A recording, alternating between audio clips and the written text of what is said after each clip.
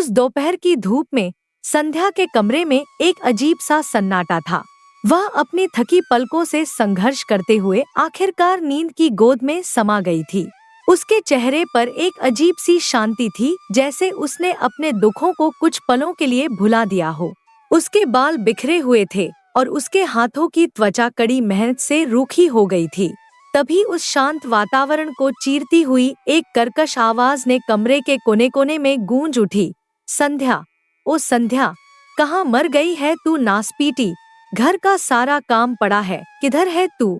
अनुराधा की आवाज एक तीर की तरह संध्या के कानों में घुस गई। उसकी नींद टूटी और वह हड़बड़ा कर उठ बैठी, जैसे किसी ने उस पर बर्फ का पानी डाल दिया हो। उसकी आंखों में अभी भी नींद के धुंधलके थे, पर उसके दिल में डर की एक लहर दौड़ गई। उसने जल्दी से अपने बाल संवारे और दौड़ती हुई रसोई की ओर भागी, जहां उसकी सौतेली माँ अनुराधा गुस्से से लाल पीली हो रही थी। अनुराधा ने संध्या को देखते ही अपनी भौहें तान दी और उसके चेहरे पर एक तिरस्कारपूर्ण मुस्कान फैल गई। वह बोली, कहाँ मर गई थी तू?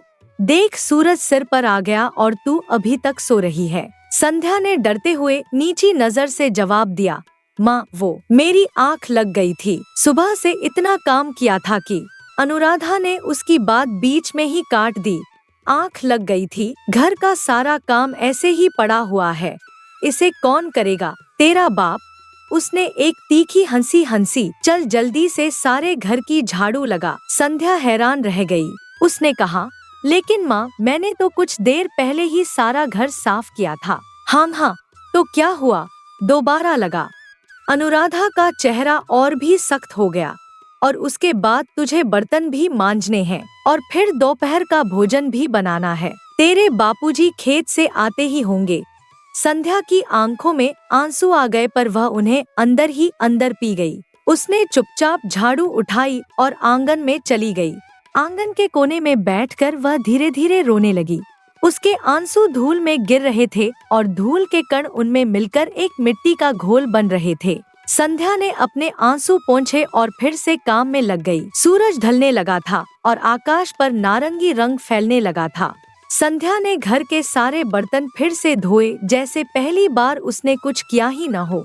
फिर वह चूल्हे के पास बैठ गई और लकड़ियां जलाकर भोजन बनाने लगी। उसके हाथ काम कर रहे थे, पर उसका मन कहीं और था, अपनी सगी माँ के पास, जिनकी याद उसे हर दिन सताती थी। जैसे ही संध्या ने रोटियां बनानी शुरू की, उसके पिता रतन घर लौट आए। वे थके हुए थे। उनके कपड़ों पर खेत की मिट्टी लगी थी और उनके चेहरे पर दिन भर की मेहनत के निशान थे। रतन को देखते ही अनुराधा का व्यवहार एकदम बदल गया। उसके चेहरे पर एक मीठी मुस्कान आ गई और उसकी आवाज में एक नई मिठास थी। अजी, आप आ गए। वह मुस्कुराते हुए बोली, मैं आपका ही इंतजार कर रही थी। जल्दी से हाथ मुंह धो लीजिए, मैं खाना लगवाती हूँ। फिर उसने संध्या की ओर देखा, जो अभी भी चूल्हे के पास बैठी थी। अरे, खाना अभी तक बना कि नहीं? हाँ माँ, बन गया।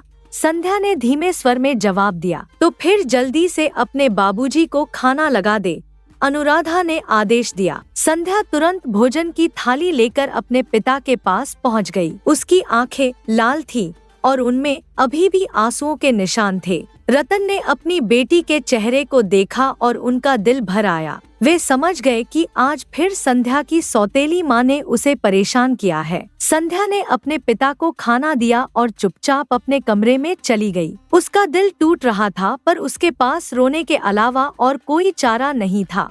खाना खाने के बाद रतन ने अपनी पत्नी अनुराधा से पूछा, खाना तो बहुत बढ़िया बना था। अनुराधा ने गर्व से सिर उठाया।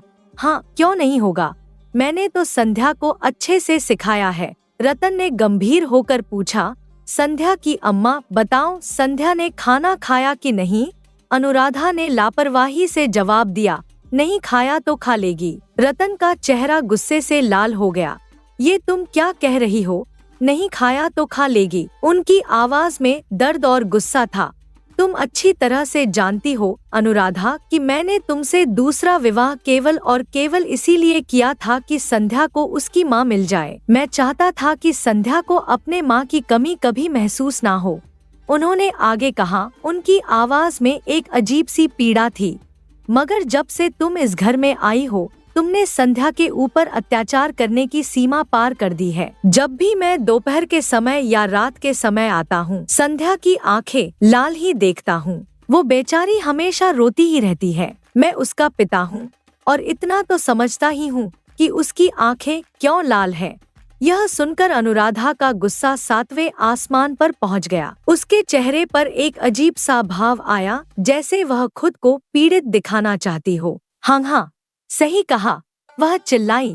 आप तो मुझे ब्याह कर इस घर में इसलिए लेकर आए थे कि आपकी बिटिया को एक माँ मिल जाए, और मेरा तो कोई अस्तित्व था ही नहीं।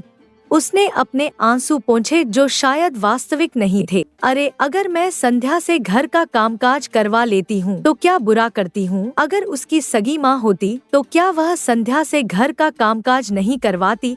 रतन ने गहरी सांस ली। उनकी आंखों में एक अजीब सा दर्द था। करवाती, जरूर करवाती, उन्होंने धीरे से कहा, लेकिन प्रेम से करवाती। उन्होंने अनुराधा की आंखों में देखा। अरे, तुम संध्या की सौतेली माँ हो तो क्या तुम्हें संध्या से नौकरों की तरह बर्ताव करना चाहिए? वे खड़े हो गए और अनुराधा के सामने आ गए। देखो अनुराधा, मैं तुम्हें समझा रहा हूँ, अभी भी समय है, सुधर जाओ। अरे, संध्या जवान हो चुकी है। सोचो, कुछ समय के बाद उसका विवाह हो जाएगा, और क्या यह अच्छा लगेगा कि विवाह के बाद वह तुम्हें याद ही ना करे, तुम्हें भूल जाए? सोच के देखो एक बार। इतना कहकर रतन गुस्से से पैर पटकते हुए घर से बाहर निकल गए। पीछे अनुराधा अकेली खड़ी रह गई और संध्या अपने कमरे में अपने आंसुओं के साथ। बाहर आसमान पर चांद निकल आया था, जैसे वह संध्या के दुखों को देख रहा हो। हवा में एक अजीब सी ठंडक थी, जैसे वह संध्या के दिल की ठंडक को महसूस कर रही हो। और दूर कहीं एक चिड़िया का बच्चा अपने घोंसले में अकेला बैठा था, अपनी माँ के लौटने का इंतजार करते हुए। रतन के क्रोधित पदचापों की गूंज अभी हवा में तैर ही रही थी कि अनुराधा ने अपने मुखड़े पर फैली कृत्रिम पीड़ा को एक क्षण में मिटा दिया। उसकी आंखों में अब ऐसी चमक थी जो एक शिकारी के आंखों में होती है जब वह अपने शिकार को घूरता है। वह धीरे से अपनी सगी बेटी बिंदिया के कक्ष की ओर बढ़ी, जैसे उसके पैरों में पंख लग गए हों। बिंदिया का कमरा बाकी घर से अलग था। यहाँ रंगीन पर्दे थे, नर्म बिछौना था और दीवारों पर सुंदर चित्र लटके थे। शाम के धुंधलके में भी यह कमरा जैसे किसी राजकुमारी के महल का हिस्सा लग रहा था। बिंदिया, जो अभी 15 वर्ष की थी, अपने बालों में कंघी कर रही थी। उसके बाल काले रेशम की तरह चमक रहे थे और उसकी आंखें अपनी माँ की तरह ही चालाक और चंचल थी। अनुराधा ने दरवाजे पर हल्के से दस्तक दी। बिंदिया, बेटा, अंदर आ सकती हूँ? बिंदिया ने मुड़कर देखा और मुस्कुराई। आइए ना माँ। अनुराधा अंदर आई और अपनी बेटी के बालों को प्यार से सहलाया। यह स्नेह, यह ममता का स्पर्श, यह वह प्यार था जो संध्या को कभी नहीं मिला था। दरअसल संध्या की सगी माँ जब संध्या महज 2 वर्ष की थी, तभी इस संसार से विदा हो गई थी। उन दिनों छोटी संध्या अपनी माँ को हर जगह ढूंढती थी, हर दरवाजे के पीछे, हर ओढ़नी के नीचे, हर साड़ी के पल्लू में। उसकी वह छोटी छोटी उंगलियां अपनी माँ को छूने की कोशिश करती, पर उसे हमेशा निराशा ही हाथ लगती। रतन ने अपनी बेटी को माँ का प्यार दिलाने के लिए अनुराधा से विवाह किया था। एक पिता के रूप में उन्हें लगा था कि एक नई माँ संध्या के जीवन में वो खाली जगह भर देगी जो उसकी सगी माँ ने छोड़ी थी। पर वे कैसे जान पाते कि अनुराधा के दिल में प्यार के बजाय जहर भरा था। विवाह के 1 वर्ष बाद अनुराधा ने बिंदिया को जन्म दिया और तभी से संध्या के जीवन में अंधकार का साम्राज्य स्थापित हो गया। अनुराधा ने कभी भी संध्या को अपनी बेटी के रूप में स्वीकार नहीं किया। उसके दिल में संध्या के लिए सिर्फ नफरत थी, एक ऐसी नफरत जो हर दिन बढ़ती जा रही थी, जैसे जंगल में फैलती आग। तुमने सुबह से कुछ नहीं खाया है बिंदिया, अनुराधा ने प्यार से कहा। उसके स्वर में मिठास घुली थी। मैं संध्या से कहकर तुम्हारे लिए भोजन की थाली भिजवा दूं? बिंदिया ने अपने बाल एक तरफ झटक दिए और अपनी माँ की ओर देखा। नहीं माँ, मुझे भूख नहीं है, और वैसे भी मैं अभी अभी सोकर उठी हूँ। वह क्षण भर रुकी और फिर कुछ याद आने पर बोली, मैं सुन रही थी कि पिताजी आपको डांट रहे थे। अनुराधा के चेहरे पर एक छाया सी दौड़ गई। उसने अपने होंठ भींचे और बिंदिया के पास बैठ गई। तू तो जानती है बिंदिया कि तेरे पिता संध्या पर ही जान छिड़कते हैं। उसकी आवाज में अब कड़वाहट थी जैसे नीम के पत्ते का रस। बिंदिया ने अपनी माँ के हाथ पर हाथ रख दिया। उसके चेहरे पर चिंता के भाव थे, पर उनके पीछे एक स्वार्थी चमक भी थी। मुझे डर है माँ, उसने धीरे से कहा कि कुछ समय बाद संध्या का विवाह होने वाला है। कहीं पिताजी अपनी सारी संपत्ति संध्या के विवाह में न उड़ा दें। यह सुनकर अनुराधा का चेहरा पत्थर की तरह सख्त हो गया। उसकी आंखों में एक अजीब सी चमक आई, वह चमक जो सिर्फ उन लोगों की आंखों में होती है जिनके दिल में अंधकार का वास होता है। चिंता मत कर बेटी, उसने धीरे से कहा। उसके शब्द विष में डूबे तीरों जैसे थे। मुझे कोई न कोई उपाय करना ही पड़ेगा, ऐसा उपाय जिससे सांप भी मर जाए और लाठी भी न टूटे। अनुराधा बिंदिया के सामने बैठी थी, पर उसका ध्यान कहीं और था। उसके मन में एक भयावह योजना आकार ले रही थी, जैसे अंधेरी रात में कोई काला बादल उभरता है। बहुत जल्दी उसने अपनी उंगलियों को एक दूसरे में उलझाते हुए कहा, मैं संध्या का किस्सा खत्म कर दूंगी। उस रात चांद की रोशनी में संध्या अनजान थी कि उसके विरुद्ध कैसे जाल बिछाए जा रहे थे। वह अपने छोटे से कमरे में सो रही थी। उसके सपनों में शायद ऐसी दुनिया थी जहां उसे प्यार मिलता था, सम्मान मिलता था। अगले दिन सूरज की पहली किरण ने संध्या के कमरे की खिड़की से झांककर उसे जगा दिया। वह हड़बड़ा कर उठी, क्योंकि उसे पता था कि देर से उठने का क्या परिणाम होगा। उसने जल्दी से अपने बाल संवारे और कपड़े पहने, पर अनुराधा पहले से ही जाग चुकी थी, जैसे वह संध्या के जागने का इंतजार कर रही हो। जैसे ही संध्या अपने कमरे से बाहर निकली, अनुराधा की तीखी आवाज ने उसका स्वागत किया। उठ गई महारानी, अनुराधा ने व्यंग्यात्मक स्वर में कहा। तुमसे ज्यादा जल्दी तो महल की राजकुमारी उठ जाती है। उसकी हंसी में क्रूरता थी, जैसे कांच का टुकड़ा जो चुभता है। संध्या ने अपना सिर झुकाए रखा, उसकी आंखें फर्श पर टिकी थीं।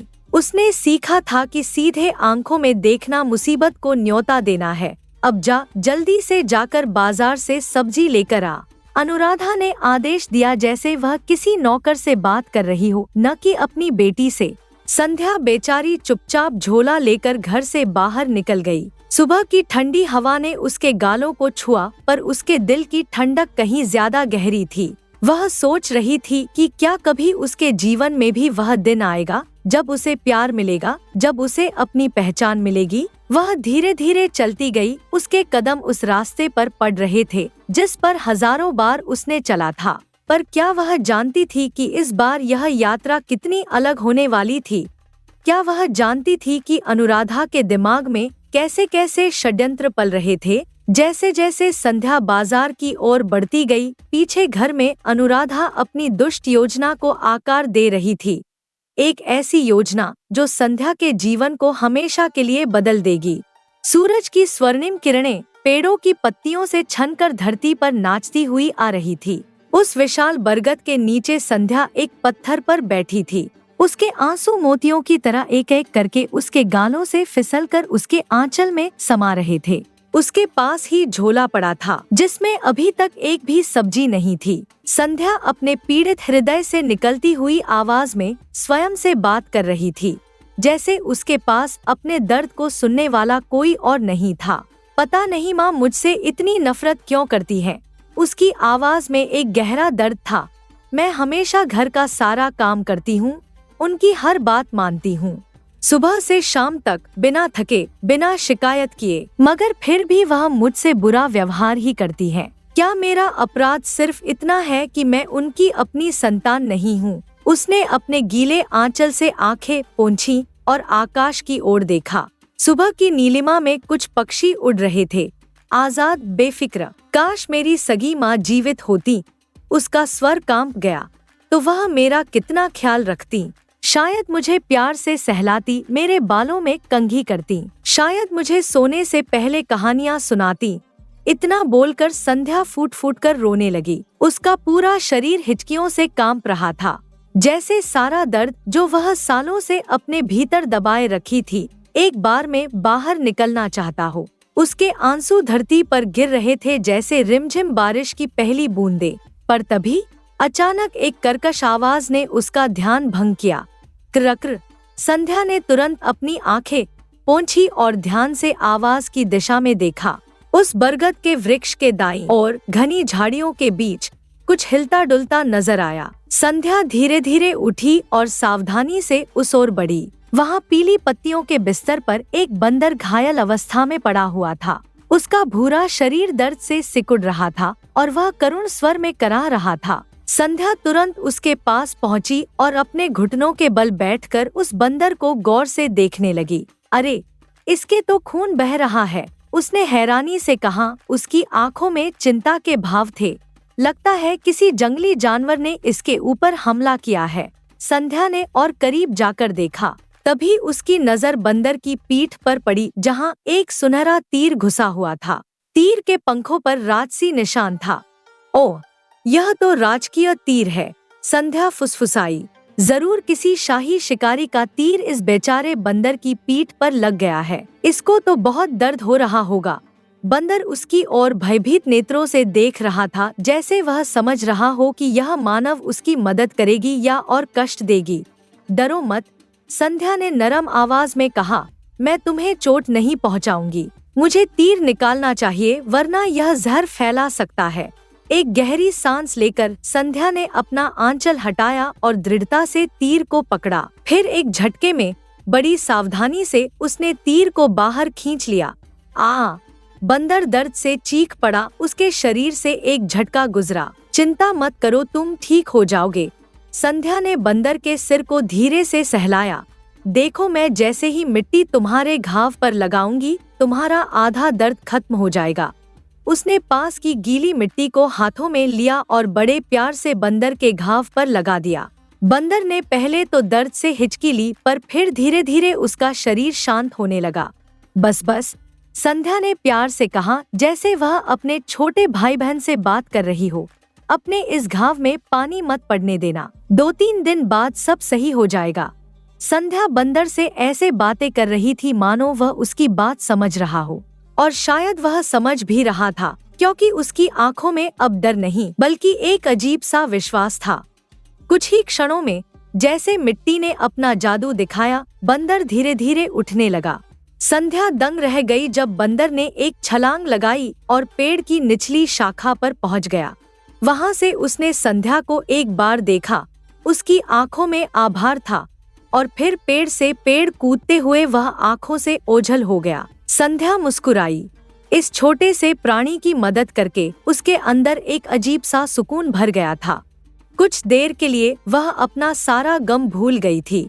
उसने आकाश में उड़ते पक्षियों को देखा और अपने आप से बोली, काश मैं भी एक आजाद पंछी होती। मन चाहे उड़ सकती, जहाँ चाहे जा सकती। किसी के बंधन में, किसी के अत्याचार में न जीना पड़ता। तभी जैसे झटके में उसे याद आया कि वह क्यों आई थी।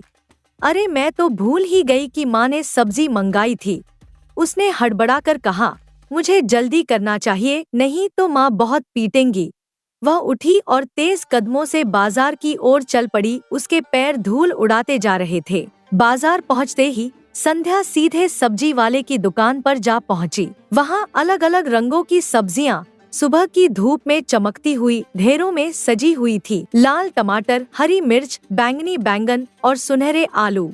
चाचू, यह आलू और टमाटर और बैंगन क्या भाव दिए? संध्या ने पूछा, अपने झोले को अपने कंधे पर संभालते हुए। संध्या ने इतना कहा ही था कि अचानक एक गहरी गंभीर आवाज उसके कानों में पड़ी। अरे संध्या बिटिया। संध्या ने मुड़कर देखा। वहां अपनी सफेद धोती और कुर्ते में गांव के मुखिया खड़े थे। उनके चेहरे पर सदा की तरह वह गंभीर भाव था, पर आंखों में एक अजीब सी चमक थी। हाँ मुखिया जी, संध्या ने विनम्रता से सिर झुकाया। अरे तुम इतनी सुबह सुबह कहाँ? मुखिया ने पूछा। उनके स्वर में चिंता के भाव थे। संध्या ने एक हल्की सी हंसी के साथ कहा, आप तो जानते हैं मुखिया जी, माँ मुझे सुबह ही सब्जी खरीदने के लिए हमेशा दौड़ाती हैं। अगर देर हो गई तो। वह अपनी बात पूरी नहीं कर पाई, पर मुखिया समझ गए। उन्होंने गहरी सांस ली और अपनी सफेद मूंछों को सहलाते हुए बोले, हाँ, तुम्हें देखकर बहुत बुरा लगता है। संध्या, तुम्हारी माँ, तुम्हारी सगी माँ एक बहुत अच्छी इंसान थी। बेचारे रतन ने अनुराधा से यह सोचकर विवाह किया था कि तुम्हें एक माँ मिल जाएगी, मगर अनुराधा ने तो तुम्हारा जीवन नरक बना के रख दिया है। मुखिया की बात सुनकर संध्या की आंखों से फिर से आंसू बहने लगे। वे मोती फिर से उसके गालों को भिगोने लगे। उसने अपना सिर झुका लिया ताकि कोई उसके आंसू न देख सके। अरे अरे अरे, रो मत बिटिया, रो मत। मुखिया ने संध्या के सिर पर अपना हाथ रखा, जैसे एक पिता अपनी बेटी को आशीर्वाद देता है। सब सही हो जाएगा, समय का खेल है बस। फिर उनके चेहरे पर एक रहस्यमयी मुस्कान आई। अच्छा सुनो, मेरे पास एक उपाय है तुम्हें इस मुसीबत से निकालने का। बहुत बढ़िया उपाय। संध्या ने आशा भरी नजरों से मुखिया की ओर देखा। उसकी आंखों में एक नई किरण चमक उठी। बोलो तो, बताओ कौन सा उपाय मुखिया जी। मुखिया ने अपनी आवाज थोड़ी धीमी की, जैसे कोई बड़ा राज बता रहे हों। देखो बेटा, राजा विक्रम के महल में मेरा आना जाना रहता है। मेरी वहाँ बहुत चलती है। राजा विक्रम की पत्नी रानी रुक्मिणी को अपनी पुत्री चंद्रलेखा के लिए एक नौकरानी की आवश्यकता है। वे थोड़ा रुके और फिर बोले, मैं सोच रहा हूँ कि रतन से बात करके मैं तुम्हें महल में ही लगवा दूं। संध्या के चेहरे पर विस्मय और आशा के भाव एक साथ उभर आए। उसकी आंखें चमक उठीं, जैसे उनमें तारे जग गए हों। इससे तुम्हें तुम्हारी सौतेली माँ से मुक्ति मिल जाएगी, मुखिया ने समझाया।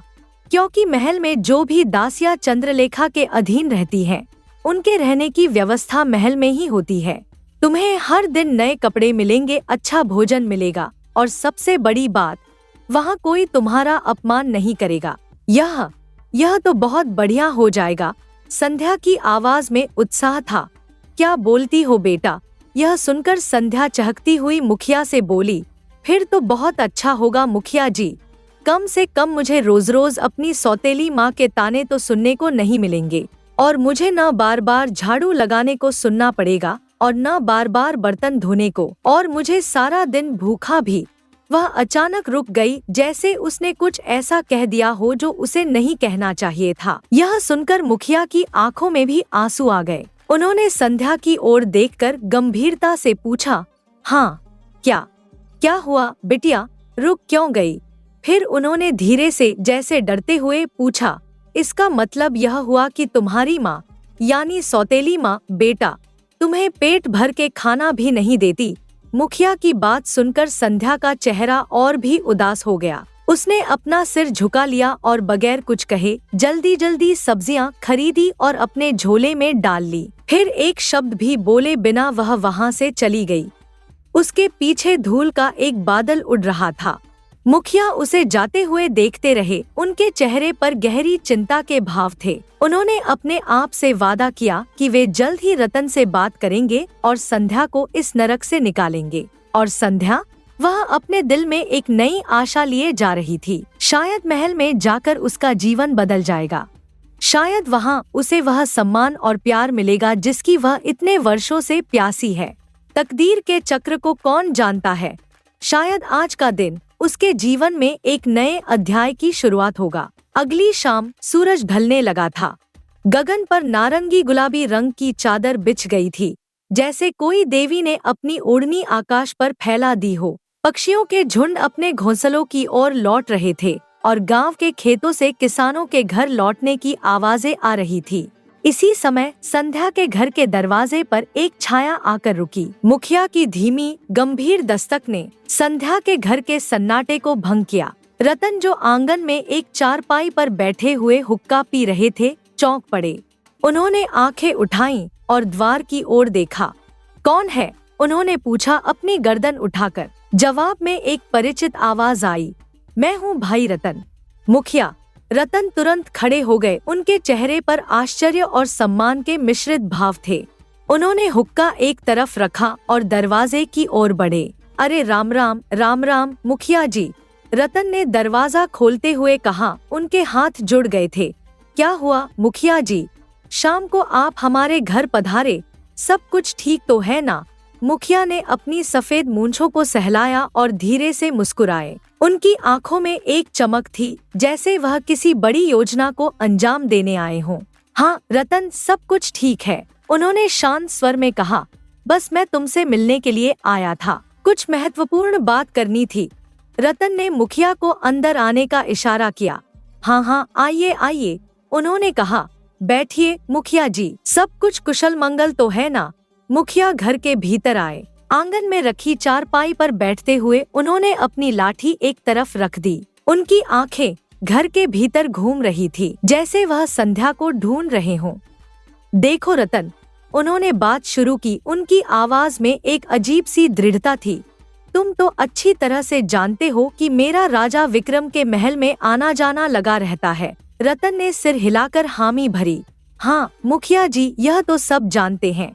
अब कुछ समय पहले, मुखिया ने आगे बढ़ाया, राजा विक्रम की पत्नी रानी रुक्मिणी ने मुझसे कहा था कि उन्हें अपनी पुत्री राजकुमारी चंद्रलेखा के लिए एक दासी की आवश्यकता है। उन्होंने अपनी आवाज को थोड़ा धीमा किया और आगे झुकते हुए कहा, रानी रुक्मिणी उसके लिए बहुत सारा धन देने के लिए भी तैयार है।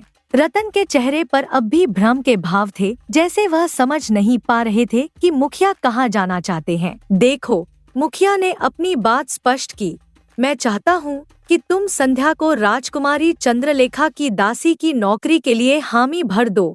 उन्होंने रतन की आंखों में देखा।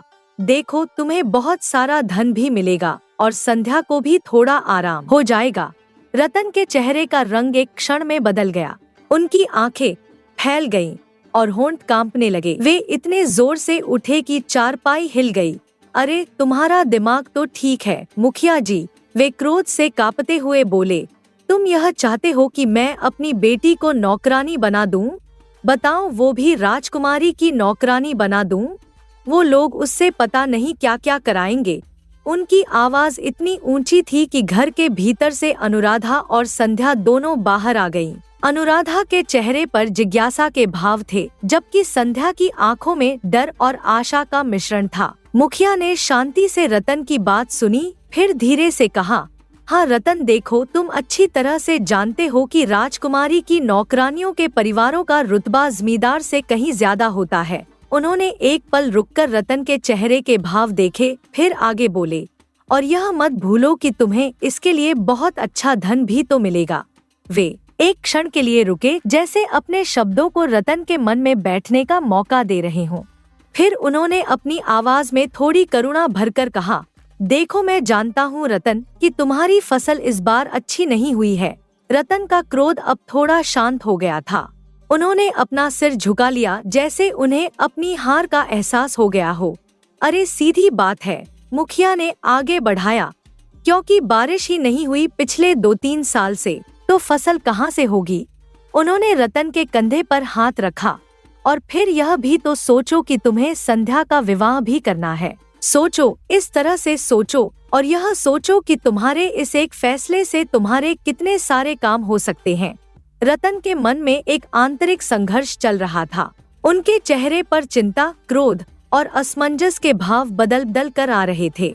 वे कुछ कहने ही वाले थे कि तभी अचानक अनुराधा की आवाज ने सन्नाटे को भंग किया। मैं तैयार हूँ, अनुराधा ने द्वार के पास से कहा। उसकी आवाज में एक अजीब सी खुशी थी। कल आप संध्या को यहाँ से महल ले जाना। उसकी आंखों में एक चमक थी जो स्पष्ट कर रही थी कि वह कितनी खुश थी अपनी सौतेली बेटी को घर से दूर भेजने के विचार से। मुखिया ने अनुराधा की ओर देखा, फिर रतन की ओर। उन्होंने महसूस किया कि अब यहाँ और बात करना उचित नहीं होगा। वे धीरे से उठे, अपनी लाठी उठाई और रतन से विदा लेकर वहाँ से चले गए। उनके जाने के बाद घर में एक भारी सन्नाटा छा गया। सूरज अब पूरी तरह से डूब चुका था और शाम की छाया गहरी होती जा रही थी। रतन ने अनुराधा की ओर तीखी दृष्टि से देखा। उनकी आंखों में आग थी, जैसे वे अपनी पत्नी का गला घोंट देना चाहते हों। ओ संध्या की अम्मा, वे धीरे से पर कठोर स्वर में बोले, यह तुम ठीक नहीं कर रही हो अनुराधा। अनुराधा ने उनकी ओर देखा। उसके चेहरे पर एक अजीब सी मुस्कान थी। वह कुछ कहने ही वाली थी कि तभी संध्या, जो अब तक एक कोने में खामोश खड़ी थी, आगे आई। उसका चेहरा पीला पड़ गया था, पर उसकी आंखों में एक अजीब सा साहस था। वह धीरे से अपने पिता के पास गई और उनके हाथों को अपने हाथों में लेते हुए बोली, पिताजी, मुखिया जी की बात मान लीजिए। रतन ने आश्चर्य से अपनी बेटी की ओर देखा। क्या कह रही हो बेटा, तुम वहाँ जाना चाहती हो? संध्या ने हल्के से सिर हिलाया। हाँ पिताजी, उसने धीरे से कहा, मुझे दासी बनने में कोई आपत्ति नहीं है। कम से कम इसी बहाने। उसने अपनी सौतेली माँ की ओर एक नजर डाली, फिर फुसफुसाई, थोड़े समय के लिए माँ को तो खुशी मिलेगी। उसके शब्दों में एक गहरा दर्द था जो सिर्फ एक पिता समझ सकता था। रतन की आंखों में आंसू आ गए पर वे उन्हें रोक गए। संध्या ने अपने पिता के हाथों को एक बार और दबाया, फिर धीरे से वहाँ से हटकर अपने कक्ष की ओर चल दी। उसके कदमों में एक अजीब सा ठहराव था, जैसे वह अपने भविष्य के बारे में सोच रही हो। अंधेरे में जैसे जैसे संध्या अपने कमरे की ओर बढ़ती गई, उसके पीछे अनुराधा की विजयी मुस्कान चमक रही थी। उसने अपना काम कर दिया था। संध्या को घर से दूर भेजने का उसका सपना अब साकार होने वाला था। रतन वहीं खड़े रहे, अपनी बेटी को जाते हुए देखते रहे। उनके दिल में एक अजीब सी आशंका थी, जैसे वह जानते हों कि कुछ बहुत बुरा होने वाला है, पर अब वे क्या कर सकते थे। उनकी बेटी ने खुद ही इस तथाकथित सम्मानित दासी की नौकरी के लिए हामी भर दी थी। उस रात चांदनी में नहाए आंगन में 3 अलग अलग कमरों में 3 अलग अलग लोग जाग रहे थे। एक पिता जिसे अपनी बेटी की चिंता थी, एक सौतेली माँ जो अपनी जीत का जश्न मना रही थी, और एक बेटी जो अपने भविष्य के सपने देख रही थी एक सुनहरे पिंजरे में। अगले दिन प्रातःकाल जब सूरज की पहली किरणें धरती को स्पर्श कर रही थी, संध्या की आंखें खुली। उसका हृदय एक अजीब सी उम्मीद और भय के बीच डोल रहा था। आज वह अपना घर छोड़कर राजमहल जाएगी, वह महल जिसके बारे में उसने सिर्फ कहानियां सुनी थी। मुखिया ने जैसा वादा किया था, वह सुबह सुबह संध्या के घर आ पहुंचा। उसके चेहरे पर अजीब सी मुस्कान थी, जिसे संध्या की सौतेली माँ अनुराधा से अच्छी तरह समझ रही थी। चलो बेटी, मुखिया ने संध्या से कहा, महल में रानी रुक्मिणी तुम्हारा इंतजार कर रही हैं। संध्या ने अपने पिता की ओर देखा। रतन के चेहरे पर चिंता और असमंजस के भाव थे, लेकिन वे कुछ बोले नहीं। अनुराधा की आंखों में एक अजीब सी चमक थी, जैसे आखिरकार उसका आधा काम पूरा हो गया हो। संध्या ने अपना छोटा सा बोरिया बिस्तर संभाला और मुखिया के साथ चल पड़ी। जब वह मुड़कर अपने घर की ओर देखने लगी, तो मुखिया ने उसका हाथ पकड़ा। आगे देखो बेटा, उसने कहा, तुम्हारा भविष्य आगे है, पीछे नहीं। सूरज चढ़ने लगा था और गांव से राजमहल तक का रास्ता लगभग 2 घंटे का था। मुखिया और संध्या ने बिना ज्यादा रुके धूल भरे रास्ते पर चलना जारी रखा। जैसे जैसे वे राजमहल के करीब पहुँचे, संध्या का हृदय तेजी से धड़कने लगा। महल की ऊंची दीवारें और सोने के कलश वाले मीनारे सूरज की रोशनी में चमक रहे थे। यह वैभव, यह ऐश्वर्य, सब कुछ संध्या के लिए नया और अविश्वसनीय था।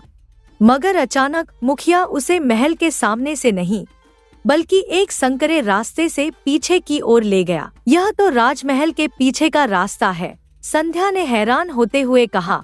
हम सामने से क्यों नहीं जा रहे हैं? मुखिया के होठों पर एक पतली सी मुस्कान आई। हाँ, यह तुमने सही कहा बेटा, उसने अपनी आवाज को धीमा करते हुए कहा।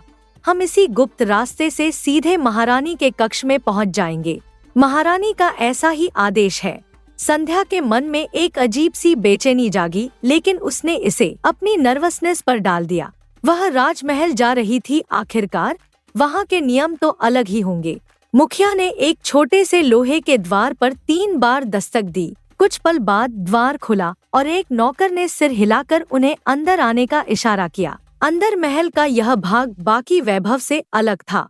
यहाँ छायादार गलियारे थे, कम रोशनी थी और एक अजीब सी सहरन हवा में घुली थी। मुखिया संध्या को ले जाता गया, गलियारे से गलियारा, सीढ़ी से सीढ़ी, जब तक वे एक विशाल कक्ष के सामने नहीं आ गए। द्वार पर सोने की जालियां थी और उस पर अजीब से चिन्ह बने थे। यह महारानी का निजी कक्ष है, मुखिया ने फुसफुसाते हुए कहा। कक्ष का द्वार खुला और वे अंदर चले गए।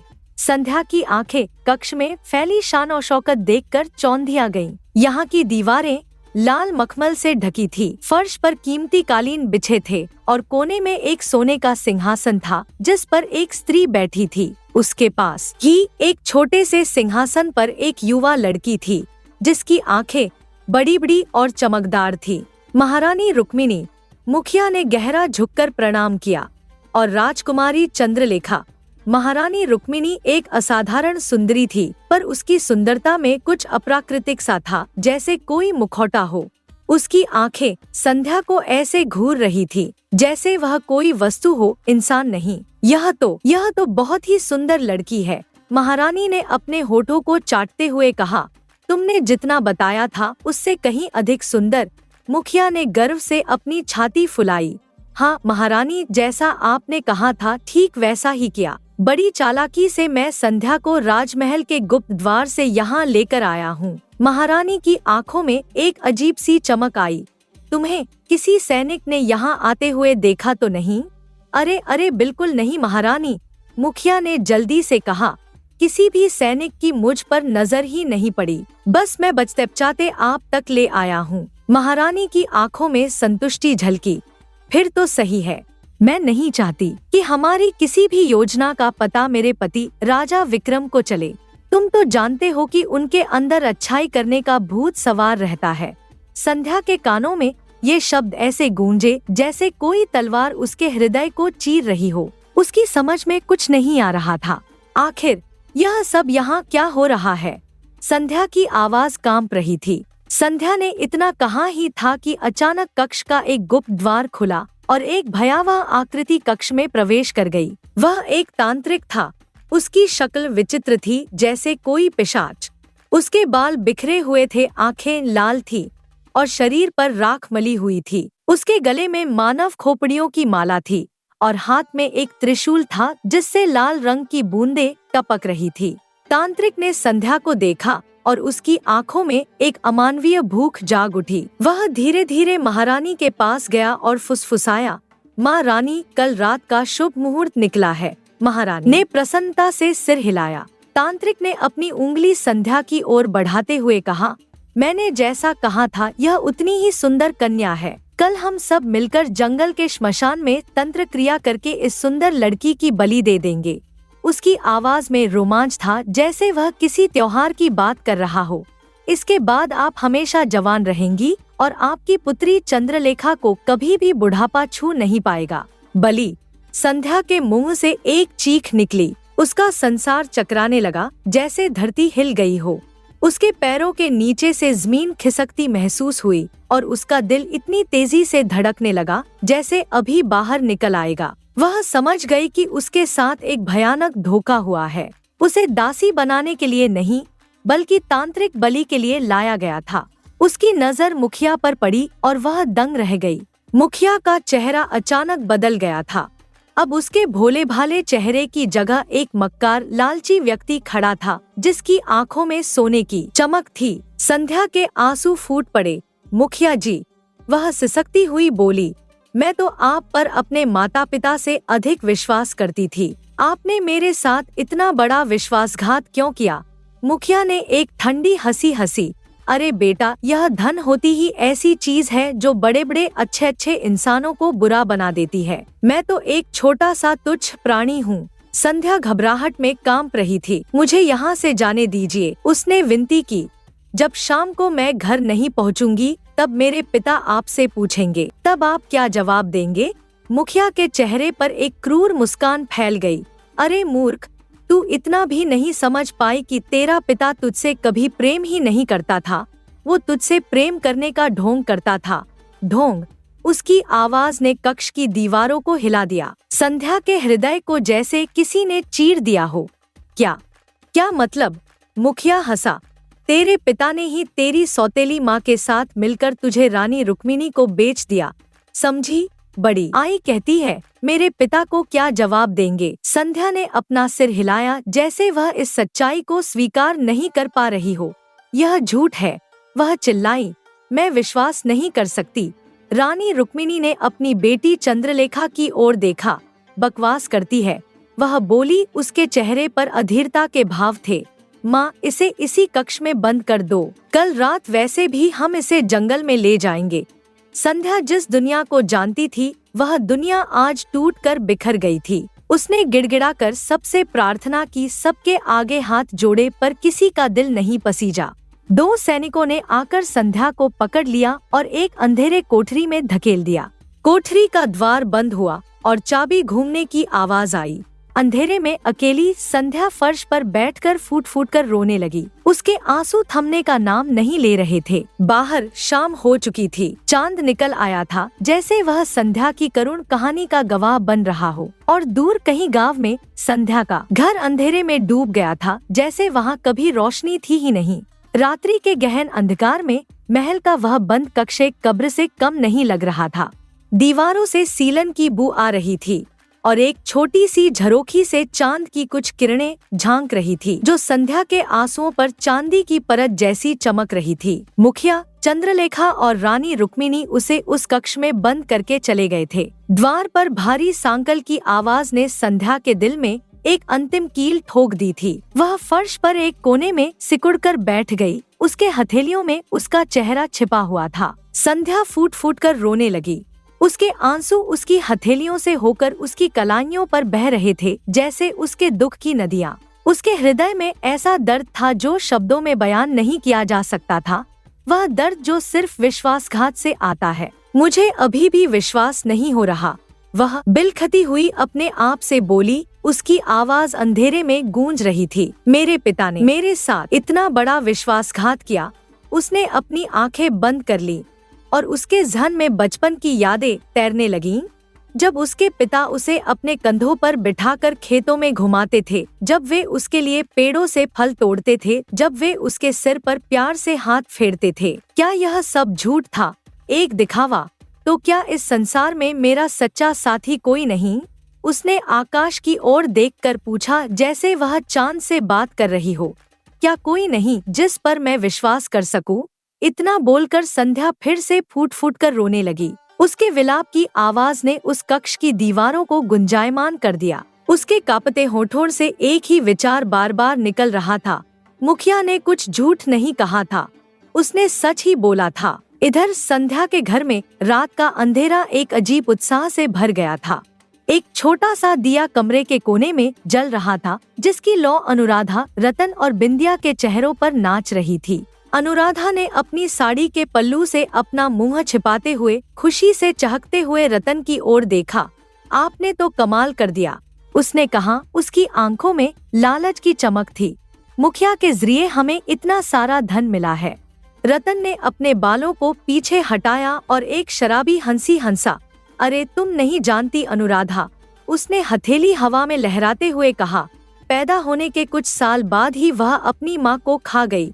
उसने अपनी मुट्ठी को मेज पर मारा, जिससे सोने के सिक्के खनक उठे।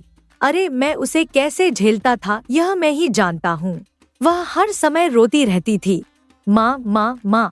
अरे तेरी माँ तो मर गई, तू क्या चाहती है मुझसे? बिंदिया, जो एक कोने में बैठी थी, अपनी माँ की तरह ही मुस्कुरा रही थी। दिए की रोशनी में उसके सफेद दांत चमक रहे थे, जैसे किसी शिकारी पशु के। वह अपने पिता की ओर मुड़ी। अगर ऐसी बात है पिताजी, उसने अपने बालों को झटकते हुए पूछा, तो फिर आप संध्या से प्रेम करने का ढोंग क्यों करते थे? मैंने तो हमेशा देखा, जब कभी माँ उसे डांटती थी, आप हमेशा उसका पक्ष लेते थे। रतन ने अपनी मूंछों को मरोड़ा और एक चालाक मुस्कान के साथ उत्तर दिया, अरे करना पड़ता है बिंदिया, करना पड़ता है। उसने अपनी आवाज धीमी की, जैसे वह कोई गुप्त मंत्र बता रहा हो। अरे तुम सोच के देखो, अगर मैं तुम्हारी माँ की तरह, मतलब एक सौतेली पिता होकर भी उसके सामने गुस्सा करता, तो गांव वाले सब मुझे बुरी नजर से देखते, मेरी बदनामी होती अलग से। उसने एक सिक्का उछाला और हवा में पकड़ लिया। लेकिन अब तो वह कभी भी यहाँ आएगी ही नहीं। अरे क्योंकि कल रात उसकी बलि चढ़ा दी जाएगी। अनुराधा ने पूरा किया और तीनों हंसने लगे। उनकी हंसी ने उस कमरे की निस्तब्धता को रौंद दिया। उसी पल एक छाया खिड़की से होकर अंदर आई और फिर वापस बाहर निकल गई। एक पल के लिए एक बंदर का चेहरा खिड़की पर दिखाई दिया। उसकी आंखों में एक अजीब सी समझ थी, मगर तीनों ने अपनी खुशी में डूबे होने के कारण इसे नहीं देखा। इधर महल में संध्या रात भर रोती हुई द्वार की ओर देखती रही। उसकी आंखें अब सूज गई थी और उसका गला आंसुओं से भर गया था। बाहर आकाश पर चांद अब पश्चिम की ओर झुक रहा था और तारे एक एक करके विदा हो रहे थे। अचानक एक तेज हवा का झोंका आया, जैसे कोई मृदंग बजा हो। उस कक्ष का द्वार, जो बाहर से बंद था, अचानक खुल गया, जैसे उसे किसी अदृश्य शक्ति ने धक्का दिया हो। और वहां उस खुले द्वार में वही बंदर खड़ा था, जिसकी संध्या ने पेड़ के नीचे मदद की थी। बंदर चांदनी की रोशनी में एक छलांग के साथ कक्ष के अंदर आ गया। उसकी पूंछ हवा में लहरा रही थी। बंदर को देखकर संध्या बुरी तरह से चौंक पड़ी। उसका मुंह आश्चर्य से खुला रह गया और उसकी आंखें फैल गईं। वह किनारे खिसकने लगी, क्योंकि उसने सोचा कि शायद यह भी उसके दुश्मनों का कोई षड्यंत्र है। मगर तभी उस बंदर ने अपना मुंह खोला और उसके मुंह से इंसानी आवाज निकली, जैसे वह कोई जादुई प्राणी हो। अरे जल्दी चलो, बंदर ने कहा। उसकी आवाज में तात्कालिकता थी। जल्दी चलो, बड़ी मुश्किल से मैं सबकी नजरों से बचता यहाँ पर तुम्हें ले जाने के लिए आया हूँ। संध्या ने अपनी आंखें मली, यह सुनिश्चित करने के लिए कि वह कोई सपना तो नहीं देख रही। तुमने मेरी मदद की थी ना? बंदर ने आगे बढ़ाया। उसकी आंखों में कृतज्ञता थी। तो बस मैं तुम्हारी मदद करना चाहता हूँ। अरे जल्दी चलो। बंदर के मुंह से इंसानी आवाज सुनकर संध्या स्तब्ध रह गई। उसकी हैरानी ने पल भर के लिए उसके दर्द को भुला दिया। तुम तो एक बंदर हो, उसने हकलाते हुए कहा। फिर तुम इंसानों की तरह कैसे बोल सकते हो? बंदर ने अपना सिर झटका और द्वार की ओर देखा, जैसे वह सुनिश्चित कर रहा हो कि कोई उन्हें सुन तो नहीं रहा।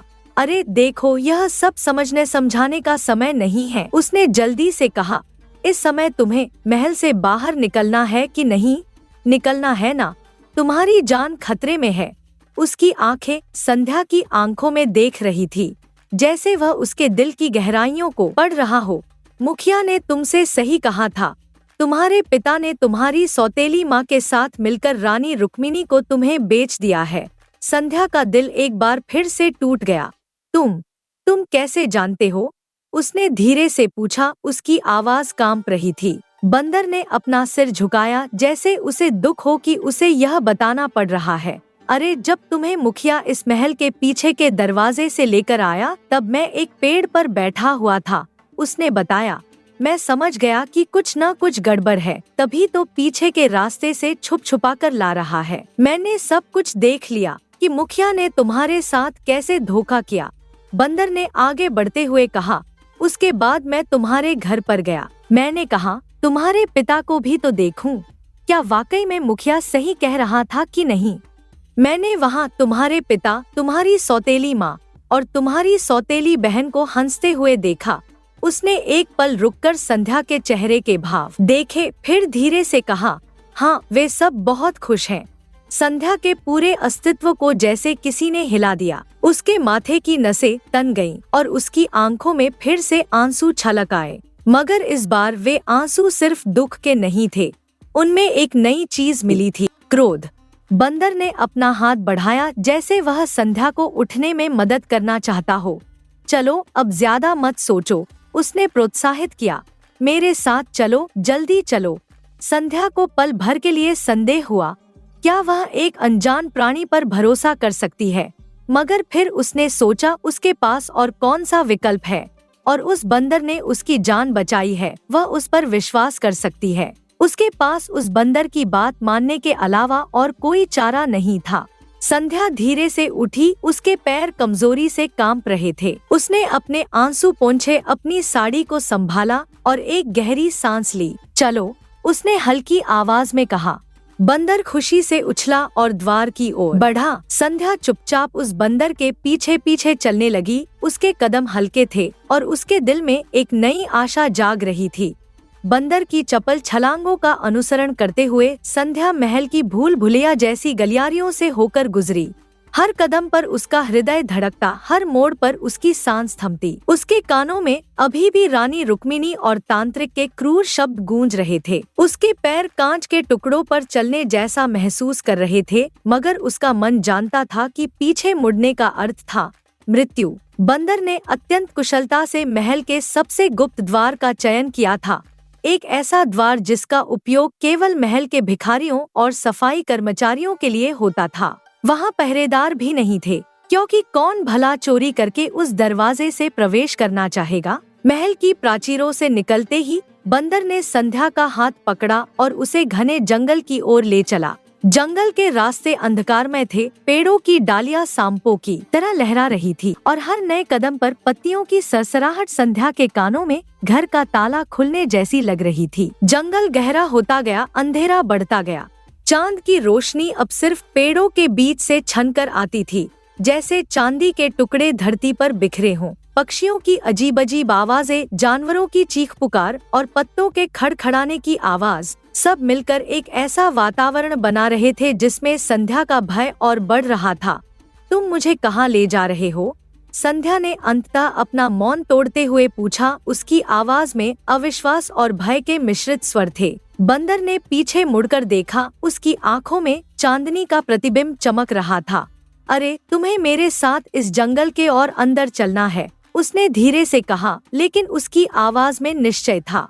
वह एक पेड़ की शाखा पर चढ़ गया और वहां से संध्या को देखने लगा। तुम नहीं जानती, रानी रुक्मिणी जब तुम्हें कक्ष से गायब देखेगी ना, तो वो पागल हो जाएगी, एकदम पगला ही जाएगी। उसने अपने हाथों से अपने सिर पर थपथपाते हुए बताया, और वो तुम्हें बहुत सारी जगहों में तलाश करेगी। तुम चलो तो सही मेरे साथ, तुम सुरक्षित रह सकती हो, तुम निश्चिंत रहो, चलो। संध्या की आंखों में आंसू थे और उसका चेहरा उदासी से भरा था। उसने अपने बालों को अपने कंधे पर सरकाया और धीमे स्वर में बोली, लेकिन मैं तुम पर भरोसा कैसे करूं? तुमने स्वयं देखा, गांव का मुखिया जिस पर मैं सबसे ज्यादा विश्वास करती थी, उसने मुझे धोखा दिया। उसकी आवाज आगे चलकर कांपने लगी। और फिर मुखिया तो बहुत दूर की बात है, मेरे पिता जिनका खून मेरी रगों में दौड़ रहा है, उसने मेरे साथ धोखा किया। रानी रुक्मिणी को बेचते हुए उसका मन एक बार भी नहीं पसीजा। बंदर ने वृक्ष से नीचे उतरकर संध्या के सामने खड़े होकर बड़े गौर से उसे देखा। उसकी आंखों में एक अजीब सी बुद्धिमत्ता थी जो किसी साधारण जानवर में नहीं होती। अरे, तुम्हें मुझ पर विश्वास करना ही होगा संध्या, उसने कोमल स्वर में कहा।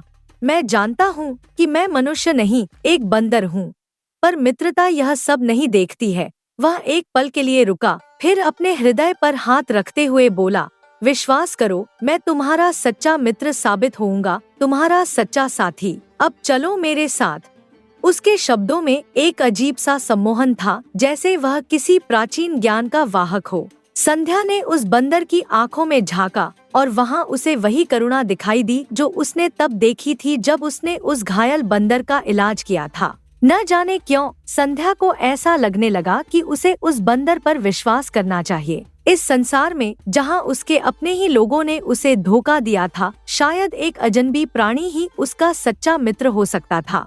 संध्या बगैर जवाब दिए उस बंदर के पीछे पीछे चलने लगी। उसके कदम अब थोड़े तेज और दृढ़ थे। जंगल और गहरा होता गया, पेड़ों की ऊंचाई बढ़ती गई और अंधकार भी। लेकिन जैसे जैसे वे आगे बढ़ते गए, संध्या को लगने लगा कि उनके चारों ओर एक अजीब सी रोशनी फैल रही है। यह रोशनी पेड़ों से नहीं, बल्कि उनके बीच से आ रही थी। कुछ ही देर में वे एक ऐसे स्थान पर पहुँचे जहाँ जंगल अचानक खुल गया था और एक सुंदर घाटी में तब्दील हो गया था। इस घाटी में चांदनी की रोशनी में संध्या ने कुछ ऐसा देखा जिससे उसकी आंखें फैल गईं और उसका मुंह आश्चर्य से खुला रह गया। उस घने जंगल के बीचों बीच एक छोटा सा गांव बसा था, लेकिन यह कोई साधारण गांव नहीं था। यहाँ के घर न तो मिट्टी के थे, न ही पत्थर के, बल्कि जीवित पेड़ों को एक विशेष आकार में मोड़कर बनाए गए थे। हर झोपड़ी के चारों ओर रंग बिरंगे फूल खिले थे और छोटे छोटे जुगनू पूरे गांव को जगमगा रहे थे।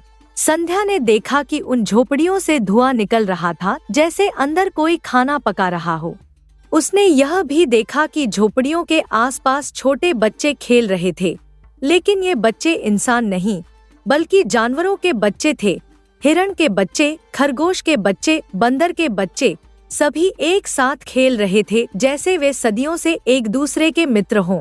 यहाँ तो इंसानों की तरह झोपड़ियाँ बनी हुई हैं, संध्या ने आश्चर्य से भरी आवाज में कहा। उसकी आंखें अभी भी इस अद्भुत दृश्य को पचा नहीं पा रही थी। क्या यहाँ पर इंसान भी रहते हैं? बंदर मुस्कुराया, उसके दांत चांदनी में चमके। नहीं नहीं नहीं, तुम चिंता मत करो, उसने रहस्यमय ढंग से कहा। कुछ देर बाद तुम्हें खुद ही पता चल जाएगा, बस चलते रहो। जैसे ही वे गांव की ओर बढ़े, एक अजीब सी हलचल मच गई। जानवरों के बच्चे अपने अपने घरों की ओर भाग गए और झोपड़ियों के दरवाजे एक एक करके खुलने लगे। अंदर से जानवर बाहर झांकने लगे, भालू, हिरण, लोमड़ियां और भी न जाने कितने जानवर। तभी एक विशाल झोपड़ी का दरवाजा धड़ाम से खुला और वहां से एक शेर बाहर निकला। यह कोई साधारण शेर नहीं था। उसका शरीर मजबूत था, उसकी आयल सोने जैसी चमक रही थी और उसकी आंखें लाली मिश्रित पीली थी, जैसे उनमें अग्नि जल रही हो। शेर ने एक गर्जना की जिससे पूरा जंगल कांप उठा। फिर वह धीरे धीरे उनकी ओर बढ़ने लगा। उसके पंजों के निशान धरती पर छूट रहे थे। यह क्या बलिया? शेर गर्जा। उसकी आवाज इतनी तेज थी कि संध्या अपनी जगह पर ही पत्थर की मूर्ति सी बन गई। तुम एक इंसान को इस जादुई जंगल में लेकर आ गए? शेर ने संध्या को घूरा। उसकी आंखों में एक अजीब सा क्रोध था। अरे, तुम जानते हो कि इंसान कितने धोखेबाज होते हैं। यह इंसान हमारा रहस्य सब जगह उजागर कर देगी और हमें इस जंगल को छोड़ना पड़ेगा। शेर ने अपनी विशाल पूंछ को हवा में लहराया और फिर से गर्जा। तुम्हें इसकी सजा मिलेगी। संध्या को लगा जैसे उसके पैरों के नीचे से धरती खिसक गई हो। उसने अपनी आंखें बंद कर ली और अपने अंतिम क्षणों की प्रतीक्षा करने लगी। लेकिन तभी बंदर ने साहस दिखाते हुए शेर के सामने खड़े होकर अपने हाथ जोड़ लिए। महाराज, महाराज, बंदर ने विनम्रता से कहा। उसकी आवाज में सम्मान था पर डर नहीं। पहले मेरी बात सुन लीजिए। शेर ने अपनी गर्दन झुकाई जैसे वह बंदर की बात सुनने के लिए तैयार हो। देखिए, बंदर ने आगे बढ़ाया, यह एक बहुत अच्छी इंसान है। क्या है ना कि कुछ समय पहले मैं एक इंसान के तीर से घायल हो गया था। इसी ने मेरी मदद की थी। बंदर ने अपनी पीठ की ओर इशारा किया, जहां अब भी उस घाव का निशान था। अब आज यह मुसीबत में है तो मैं इसकी मदद कर रहा हूँ। उसने अपना सिर उठाया और शेर की आंखों में देखा। अगर हम जानवर भी किसी को मुसीबत में देखकर उसकी मदद नहीं करेंगे तो हम में और इंसानों में क्या फर्क रह जाएगा महाराज? शेर चुप हो गया। जंगल में एक अजीब सा सन्नाटा छा गया, जैसे हर पेड़, हर पत्ता, हर जानवर बंदर के शब्दों का अर्थ समझने की कोशिश कर रहा हो। इस सब के बीच संध्या इस दृश्य को अचंभित नजरों से देख रही थी। उसे अभी भी विश्वास नहीं हो रहा था कि उसकी आंखों के सामने जो कुछ हो रहा है वह सत्य है। जानवरों का एक पूरा गांव जहां वे इंसानों की तरह रहते हैं, बोलते हैं, सोचते हैं, यह सब उसकी कल्पना से परे था। और अब बंदर, जिसे उसने घायल अवस्था में बचाया था, उसे बचा रहा था एक शेर के क्रोध से जो शायद इस जादुई जंगल का राजा था। सूरज धीरे धीरे पूरब में उग रहा था और उसकी पहली किरणें इस जादुई जंगल पर पड़ रही थी, जैसे एक नए दिन की शुरुआत हो रही हो। एक ऐसे दिन की जिसमें संध्या के जीवन का एक नया अध्याय शुरू होने वाला था। प्रातःकालीन सूर्य की सुनहरी किरणें पेड़ों की पत्तियों से छनकर जादुई जंगल के इस अनोखे गांव पर बिखर रही थी। वे किरणें शेर के केसरी अयाल पर नृत्य कर रही थी, जिससे वह और भी भव्य और प्रतापी दिख रहा था। उसकी आंखों में अब क्रोध की जगह विस्मय और जिज्ञासा थी। संध्या के चेहरे पर अविश्वास और आश्चर्य के भाव अभी भी ताजे थे। वह अपने चारों ओर देख रही थी, जानवरों के इस अद्भुत संसार को, जहां हिरण और लोमड़ियां मिलकर बैठी थी, जहां बंदर के बच्चे पक्षियों के साथ खेल रहे थे, जहां पेड़ों से बने घरों में धुआं उठ रहा था, जैसे किसी स्वादिष्ट भोजन की तैयारी हो रही हो। शेर ने संध्या के चेहरे पर इस अचंभित भाव को देखा और उसकी विशाल आंखें मानो संध्या के भीतर तक देख पा रही थी। उसने अपनी गर्दन थोड़ी झुकाई और उसकी गहरी आवाज जंगल के सन्नाटे में गूंजी। तुम्हें इस तरह से अचंभित होने की कोई आवश्यकता नहीं है, लड़की, शेर ने कहा। उसके स्वर में अब एक अजीब सी कोमलता थी। दरअसल तुम जिस जंगल में खड़ी हो, उस जंगल में इंसानों का आना मना है। उसने अपनी विशाल पंजे से इशारा करते हुए चारों ओर के जानवरों की ओर देखा। और हम सब जानवर एक विशेष प्रजाति के जानवर हैं जो इंसानों की तरह बात कर सकते हैं। संध्या ने महसूस किया कि इस शेर की आंखों में एक अलौकिक चमक थी, ऐसी चमक जो किसी साधारण जानवर में नहीं होती। उसके चारों ओर के जानवरों की आंखों में भी वही चमक थी। ये जानवर आम जानवरों से कहीं अधिक थे। इनमें बुद्धि थी, विवेक था और शायद इंसानों से भी अधिक करुणा थी। शेर ने अपना रुख मोड़ा और बलिया बंदर की ओर देखा। उसकी आंखों में अब जिज्ञासा थी। अब मुझे पूरी बात बताओ बलिया, उसने कहा। उसकी आवाज अब और भी गंभीर हो गई थी। यह लड़की क्यों मुसीबत में है? बलिया बंदर ने अपनी पूंछ को नीचे लटकाया और अपने हाथों को आपस में रगड़ते हुए आगे बढ़ा। उसने धीरे धीरे किंतु स्पष्ट शब्दों में संध्या की पूरी कहानी सुनाई। कैसे उसके साथ उसके अपने ही परिजनों ने विश्वासघात किया, कैसे उसे रानी रुक्मिणी को बेच दिया गया और कैसे वहां उसकी तांत्रिक बलि के लिए योजना बनाई गई थी।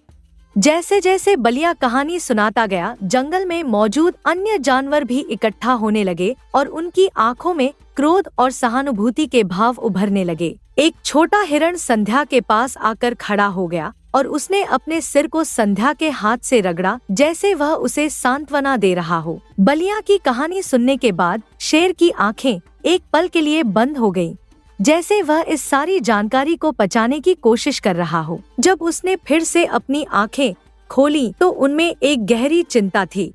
इसका मतलब यह है कि रानी रुक्मिणी चुप नहीं बैठेगी, शेर ने विचारपूर्वक कहा। उसके शब्द शांत थे लेकिन आवाज में एक अजीब सी कठोरता थी। जब वो संध्या को कक्ष से गायब देखेगी तब वो जरूर गुस्से में संध्या के माता पिता को पकड़ेगी। यह सुनकर बलिया बंदर क्रोध से तिलमिला उठा। उसकी पूंछ तनाव से सीधी हो गई और उसके बाल खड़े हो गए। तो सजा देने के लिए पकड़ेंगे महाराज, वह गुस्से से फूंकता हुआ बोला। और वैसे भी संध्या के माता पिता ने इसके साथ बहुत बुरा किया है। अरे उन्होंने ही तो संध्या को मरने के लिए रानी रुक्मिणी के पास बेच दिया था। हाँ, अब उनके किए की सजा तो उन्हें मिलनी ही चाहिए महाराज। बलिया की आवाज अब जंगल में गूंज रही थी और अन्य जानवर भी सिर हिलाकर अपनी सहमति जता रहे थे। वातावरण में एक अजीब सा रोष था, जैसे पूरा जंगल संध्या के दुख को महसूस कर रहा हो और उसके परिवार से बदला लेना चाहता हो। लेकिन तभी सबको चौंकाते हुए संध्या ने अपना सिर उठाया। उसकी आंखों में आंसू थे लेकिन उसकी आवाज में एक आश्चर्यजनक दृढ़ता थी। नहीं, वह बोली। उसका हर शब्द मोतियों की तरह साफ और चमकदार था। मेरे पिता जैसे भी हैं, लेकिन वो मेरे पिता हैं। संध्या ने अपनी आंखों से आंसू पोंछे और शेर की ओर देखा। मैं नहीं चाहती कि मेरी वजह से मेरे पिता, मेरी सौतेली माँ और मेरी सौतेली बहन रानी रुक्मिणी का शिकार बने। कैसे भी करके उन सबको भी बचा लीजिए। उसके शब्दों ने जंगल में एक अद्भुत सन्नाटा पैदा कर दिया। हर जानवर स्तब्ध था, जैसे वे अपने कानों पर विश्वास नहीं कर पा रहे हों। बलिया का मुंह आश्चर्य से खुला रह गया और एक छोटी सी चिड़िया जो पास के पेड़ पर बैठी थी, उड़ने की प्रक्रिया में थी, अपने पंखों को हवा में जमे हुए तस्वीर की तरह रोक गई। शेर पूरी तरह से चौंक गया था।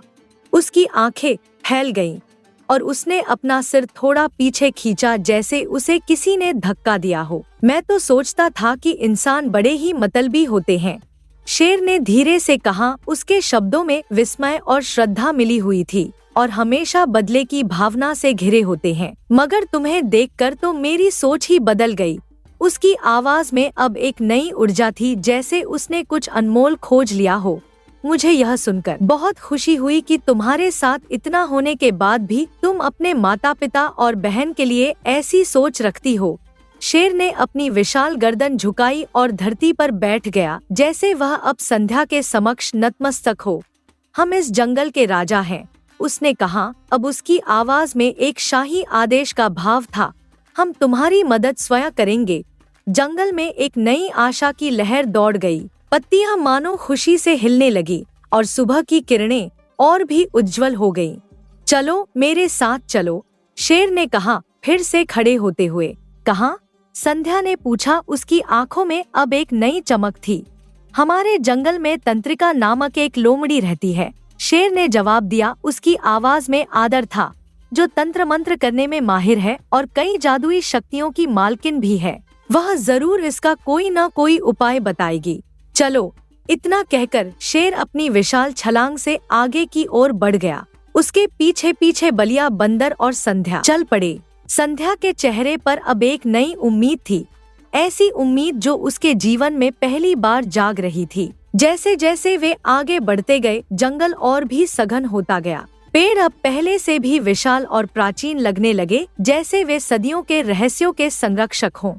हवा में एक अजीब सी सुगंध थी, ऐसी सुगंध जो मिट्टी, फूलों और किसी अनजानी जड़ी बूटी के मिश्रण से बनी हो। संध्या को महसूस हुआ कि वह अब एक ऐसे संसार में प्रवेश कर रही है जहां सामान्य नियम लागू नहीं होते, जहां जादू और विज्ञान के बीच की रेखा धुंधली हो जाती है और जहां करुणा की शक्ति भय और क्रोध पर विजय पा सकती है। उसके पैर अब और दृढ़ता से धरती पर पड़ रहे थे और उसका हृदय एक नए साहस से भर गया था। क्या वह अपने परिवार को बचा पाएगी? क्या वह रानी रुक्मिणी और तांत्रिक के षड्यंत्र से बच पाएगी?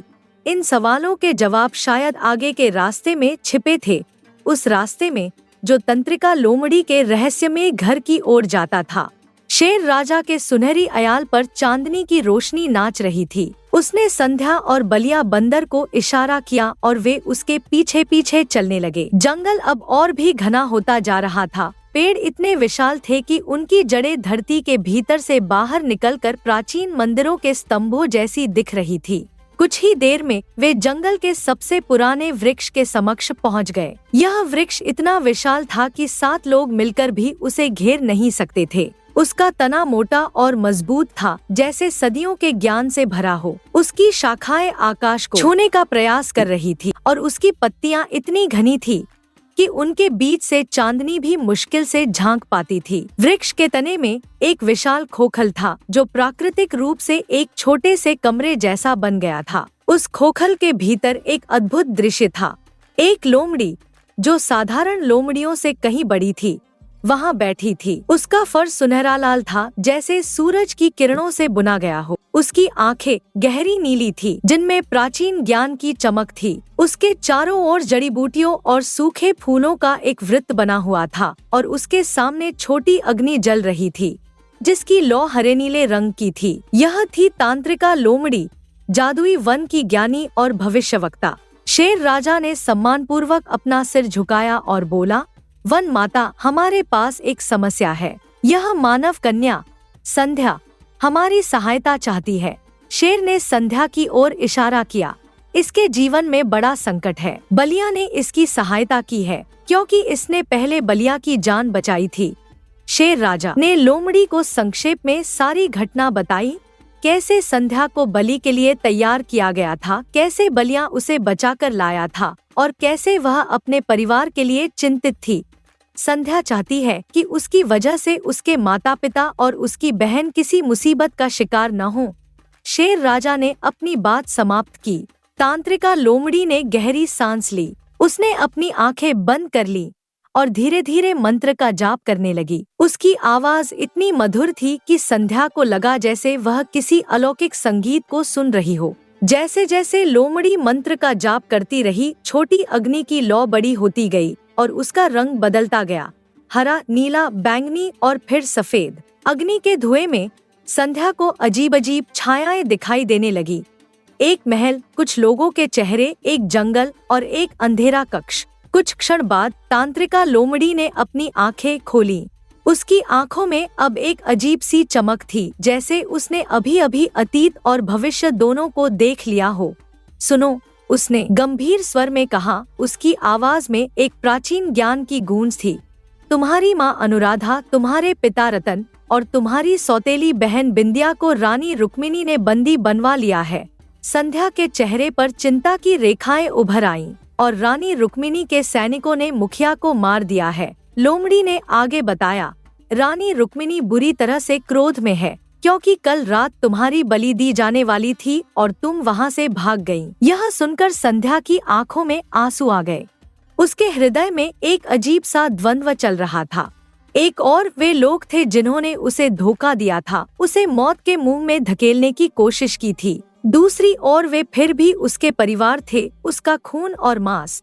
कैसे भी करके मेरे माता पिता और मेरी बहन को बचा लीजिए, संध्या ने रोते हुए कहा। उसके आंसू मोतियों की तरह उसके गालों से लुढ़क रहे थे। तांत्रिका लोमड़ी ने उदासी से सिर हिलाया।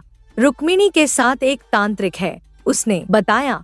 जब तुम्हें कक्ष में गायब पाया गया तब उस तांत्रिक ने रानी रुक्मिणी से कहा कि अब तुम्हारे बदले उसे 3 बलि देनी होंगी। उसने एक पल रुककर संध्या की ओर देखा, जैसे वह उसे आने वाले शब्दों के लिए तैयार कर रही हो।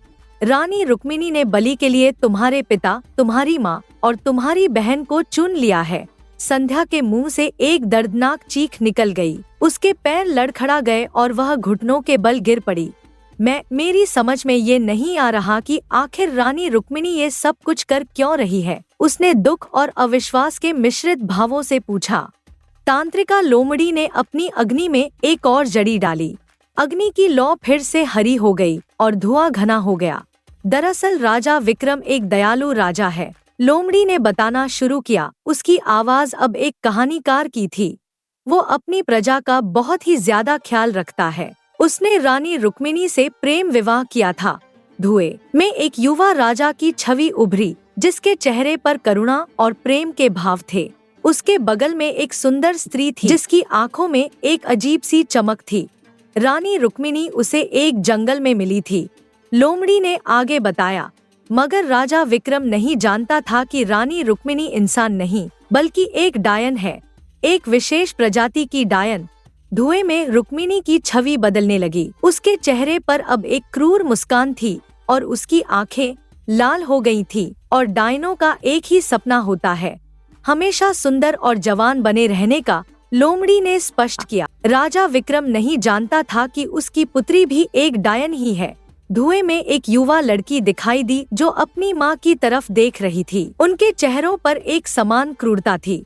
रुक्मिणी और उसकी पुत्री चंद्रलेखा तांत्रिक का सहारा लेकर किसी सुंदर कन्या की बलि देकर हमेशा के लिए सुंदर और जवान होना चाहती थी। लोमड़ी ने कहा, मगर बलिया बंदर तुम्हें वहाँ से बचा लाया।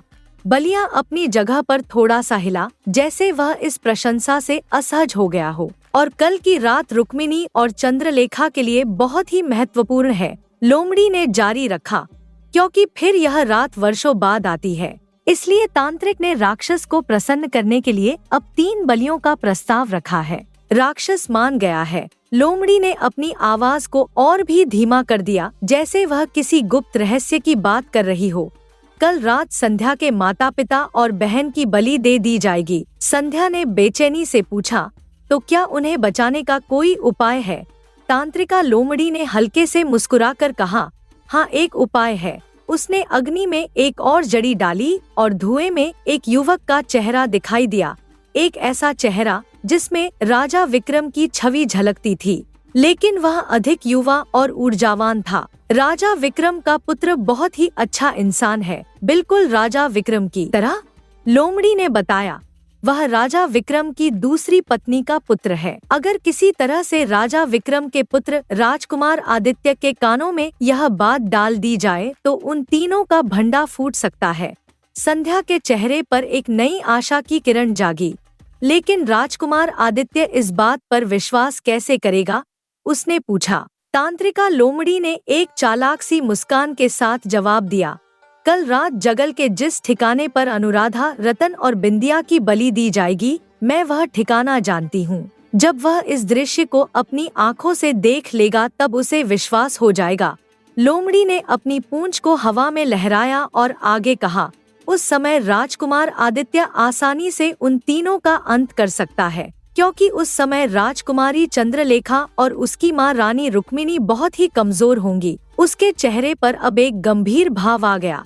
अगर उन तीनों की बलि ले ली गई तो फिर उन्हें मारना असंभव होगा और उनके साथ साथ तांत्रिक भी शक्तिशाली हो जाएगा।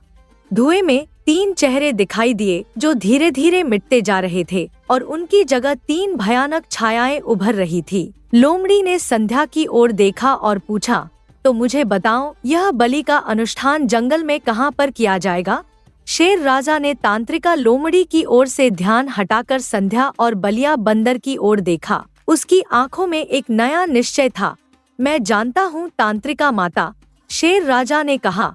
कल मध्यरात्रि को पूर्णिमा के चांद के नीचे काले पत्थरों के बीच जहाँ 3 नदियाँ मिलती हैं, वहीं यह अनुष्ठान होगा। तांत्रिका लोमड़ी ने सहमति में सिर हिलाया। तुम सही कहते हो वनराज। शेर राजा संध्या और बलिया बंदर को वहां से ले आया। वह अपनी विशाल अयाल को हिलाते हुए बलिया बंदर से बोला, जाओ, जाकर तुम संध्या को सही सलामत राजा विक्रम के पुत्र आदित्य के पास ले जाओ। बलिया बंदर ने चिंतित होकर पूछा, लेकिन महाराज, क्या वो संध्या की बात पर विश्वास करेगा? शेर राजा ने एक पल सोचा, फिर बोला, अगर वह संध्या की बात पर विश्वास नहीं करेगा तो तुम उसे बताना। जब तुम्हारी जुबान से इंसानी आवाज सुनेगा तो उसे विश्वास हो जाएगा।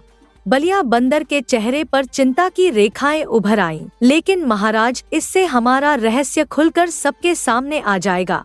शेर राजा ने एक गहरी सांस ली। उसकी आंखों में एक अजीब सी उदासी थी, जैसे वह जानता हो कि कुछ खोने वाला है। बात तो तुम्हारी सही है बलिया, उसने धीरे से कहा, लेकिन कोई बात नहीं, हम किसी दूसरे जंगल में चले जाएंगे। उसने आकाश की ओर देखा, जहां तारे अब धीरे धीरे फीके पड़ रहे थे। कभी कभी कुछ पाने के लिए कुछ खोना पड़ता है, और क्या पता, शायद यह हमारे जादुई वन का अंत न हो, बल्कि एक नई शुरुआत हो। संध्या ने शेर राजा की ओर देखा। उसकी आंखों में कृतज्ञता के आंसू थे। मैं आपका यह एहसान कभी नहीं भूलूंगी महाराज, उसने भावुक होकर कहा। शेर राजा ने मुस्कुराया, एहसान नहीं बच्ची, यह हमारा कर्तव्य है। जैसा कि बलिया ने कहा था, अगर हम जानवर भी किसी को मुसीबत में देखकर उसकी मदद नहीं करेंगे तो हम में और इंसानों में क्या फर्क रह जाएगा? उसने बलिया की ओर देखा। जाओ, अब समय कम है। सूरज निकलने से पहले तुम्हें राजकुमार आदित्य को सब कुछ बता देना होगा। बलिया ने अपना सिर झुकाया और संध्या का हाथ पकड़कर उसे ले जाने लगा। जाते जाते संध्या ने एक बार फिर पीछे मुड़कर देखा। जादुई वन की सीमा पर शेर राजा खड़ा था। उसकी विशाल अयाल हवा में लहरा रही थी। उसके पीछे वन के अन्य जानवर भी एकत्र हो गए थे। हिरण, भालू, लोमड़िया, हाथी और न जाने कितने और जानवर। वे सभी उनके जाने का गवाह बन रहे थे, जैसे वे जानते हों कि उनका यह दृश्य अंतिम हो सकता है। जैसे जैसे संध्या और बलिया जंगल से बाहर निकलते गए, पीछे से एक मधुर गान सुनाई देने लगा। जादुई वन के सभी प्राणियों का अंतिम विदाई गान, जो आशा और त्याग का एक अनूठा मिश्रण था। भोर की पहली किरण ने आकाश को छुआ ही था कि बलिया बंदर और संध्या ने राजमहल के पश्चिमी छोर की ओर अपने कदम बढ़ाए। बलिया ऐसे चल रहा था जैसे महल का हर कोनांतरा, हर गलिगलियारा उसकी हथेली पर अंकित हो। वह रात के अंधेरे में भी बिना किसी झिझक के, बिना किसी संकोच के आगे बढ़ता जा रहा था। महल के अंदर वे कभी दीवारों के सहारे, कभी छायाओं के साये में एक एक कदम ऐसे बढ़ा रहे थे जैसे धरती उनके पैरों के नीचे से फिसल न जाए। संध्या का हृदय तेजी से धड़क रहा था। आज तक वह सिर्फ दूर से ही इस महल को देखती आई थी, और अब वह इसके भीतर थी, वह भी एक ऐसे मिशन पर जिसमें उसके अपने परिवार का जीवन दांव पर लगा था।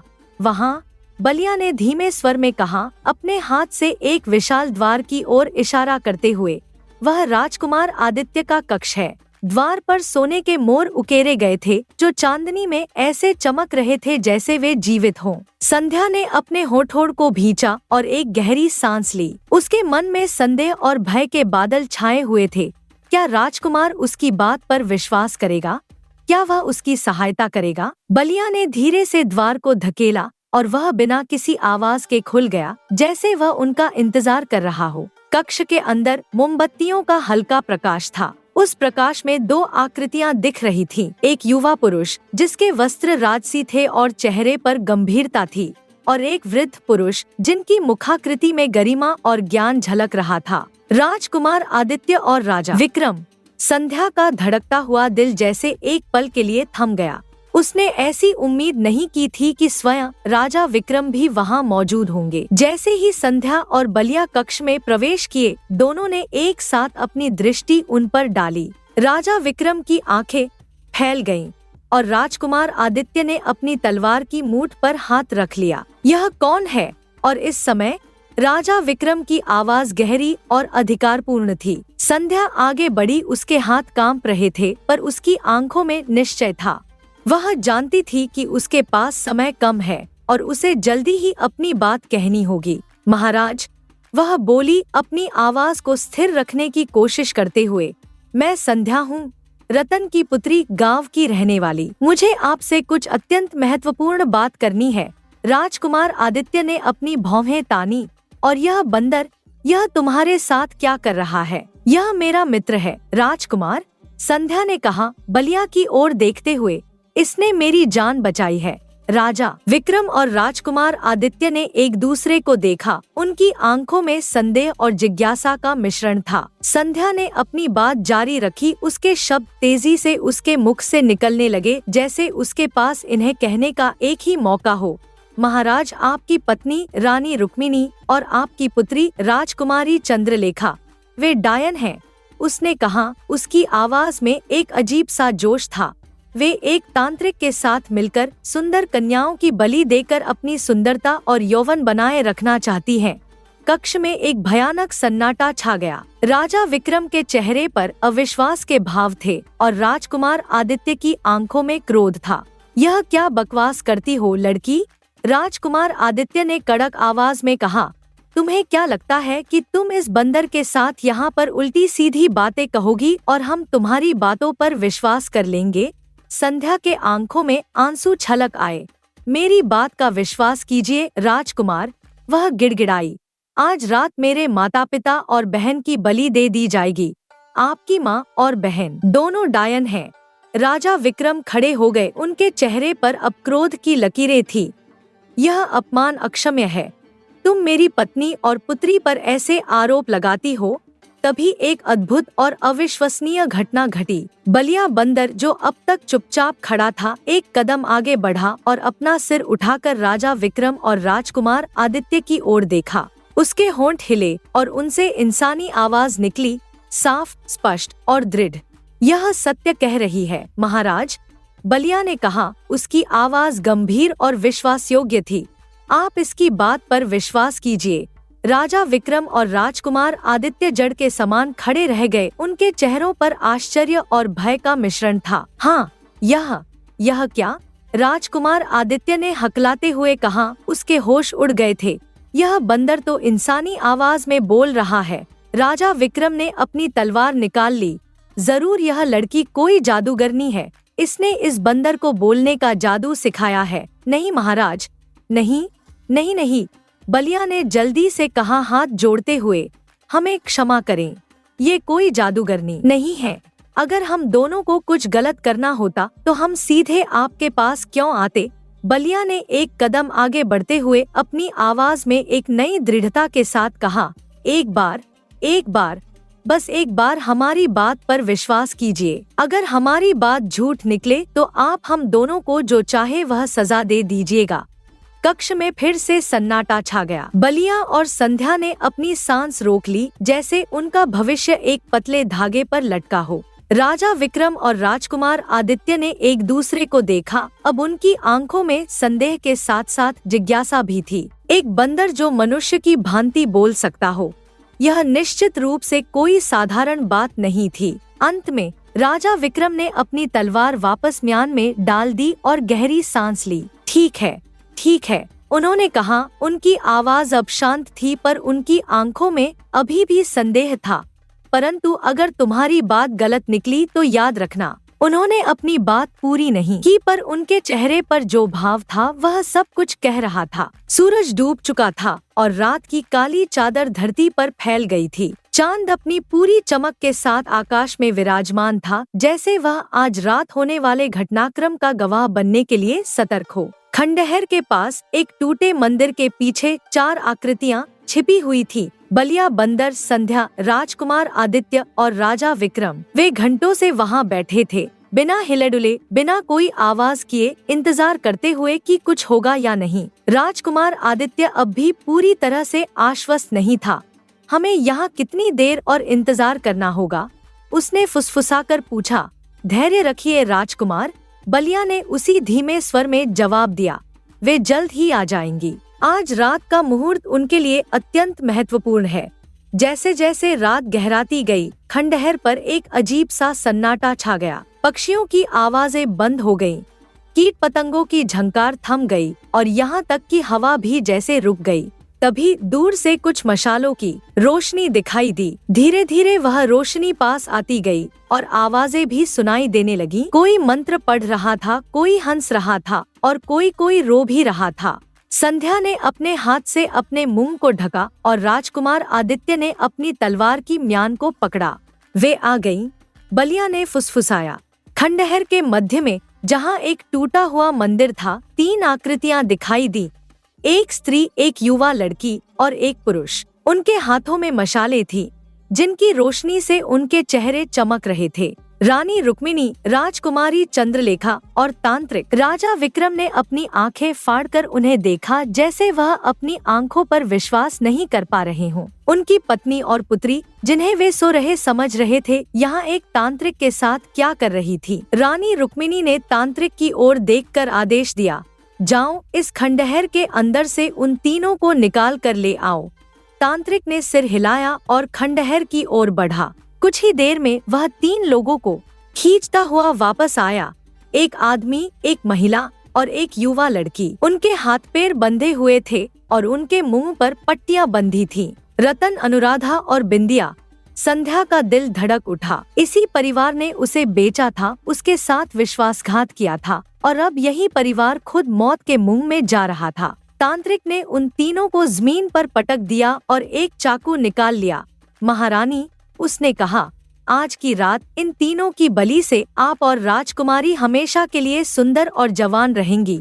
मध्यरात्रि का अंधकार 3 धाराओं के संगम पर घना हो गया था। काले पत्थरों के बीच रानी रुक्मिणी और राजकुमारी चंद्रलेखा लाल वस्त्रों में खड़ी थी। उनके पीछे तांत्रिक एक विचित्र यंत्र बना रहा था और उसकी आवाज में मंत्रोच्चार की गूंज थी। रतन, अनुराधा और बिंदिया, तीनों को लोहे की जंजीरों से बांधकर काले पत्थरों पर लिटा दिया गया था। उनके चेहरों पर मृत्यु का भय स्पष्ट दिखाई दे रहा था। पूर्णिमा का चांद आकाश में विशाल और भव्य दिख रहा था। उसकी चांदनी में रुक्मिणी की आंखें एक अजीब सी हिंसक चमक से भर गई थी। वह मंत्रमुग्ध सी तांत्रिक की ओर देख रही थी, जो अब अपनी त्रिशूल उठाए अनुष्ठान शुरू करने वाला था। तभी झाड़ियों की सरसराहट सुनाई दी और अचानक बिजली की तेजी से राजा विक्रम, राजकुमार आदित्य, संध्या और बलिया बंदर उस स्थान पर आ पहुँचे। उनके साथ महल के कुछ सैनिक भी थे। रानी रुक्मिणी सन्न रह गई। उसकी आंखें फट गईं और वह एक क्षण के लिए पत्थर की मूर्ति सी बन गई। फिर अपने आप को संभालते हुए उसने क्रोध से भरी नजर राजा विक्रम पर डाली। तुम, उसके मुंह से जैसे विष की बूंदें टपक रही थी, यहाँ क्या कर रहे हो? तुम्हें यहाँ कौन लाया? राजा विक्रम, जिनके चेहरे पर अब एक गंभीर और दृढ़ भाव था, आगे बढ़े। रुक्मिणी, उन्होंने कहा। उनकी आवाज में निराशा और क्रोध का मिश्रण था। क्या यह सच है? क्या तुम वास्तव में एक डायन हो? और हमारी पुत्री चंद्रलेखा भी? राजकुमार आदित्य, जो अब अपने पिता के बगल में खड़ा था, अपनी तलवार पर हाथ रखे था। उसकी आंखों में भी दुहक और क्रोध के मिश्रित भाव थे। रुक्मिणी ने एक क्रूर हंसी हंसी, जो रात के सन्नाटे में भयावह गूंज पैदा कर रही थी। अब छिपाने का क्या फायदा विक्रम? उसने कहा। उसकी आवाज अब एक विचित्र, अमानवीय स्वर ले चुकी थी। हाँ, मैं एक डायन हूँ, प्राचीन शक्तियों से संपन्न, अमरत्व के करीब। उसकी आंखें संध्या पर टिक गईं। और इस लड़की ने मेरे अमरत्व के सपने को चकनाचूर कर दिया। क्या तुम जानते हो विक्रम, कितने वर्षों से मैं इस रात का इंतजार कर रही थी? संध्या को देखकर रानी रुक्मिणी सारा माजरा समझ गई। उसका चेहरा क्रोध से विकृत हो गया और वह गरजती हुई राजा विक्रम से बोली, यहाँ से चले जाओ। आज यह रात हजारों वर्ष बाद आती है। मैं इसे किसी भी कीमत पर गवा नहीं सकती। उसने अपने हाथों को हवा में लहराया और उसके नाखून अचानक लंबे और नुकीले हो गए, जैसे पंजे। अगर तुम यहाँ से नहीं गए तो मैं भूल जाऊंगी कि तुम मेरे पति हो। उसकी आंखों में अब एक लाल रोशनी चमक रही थी।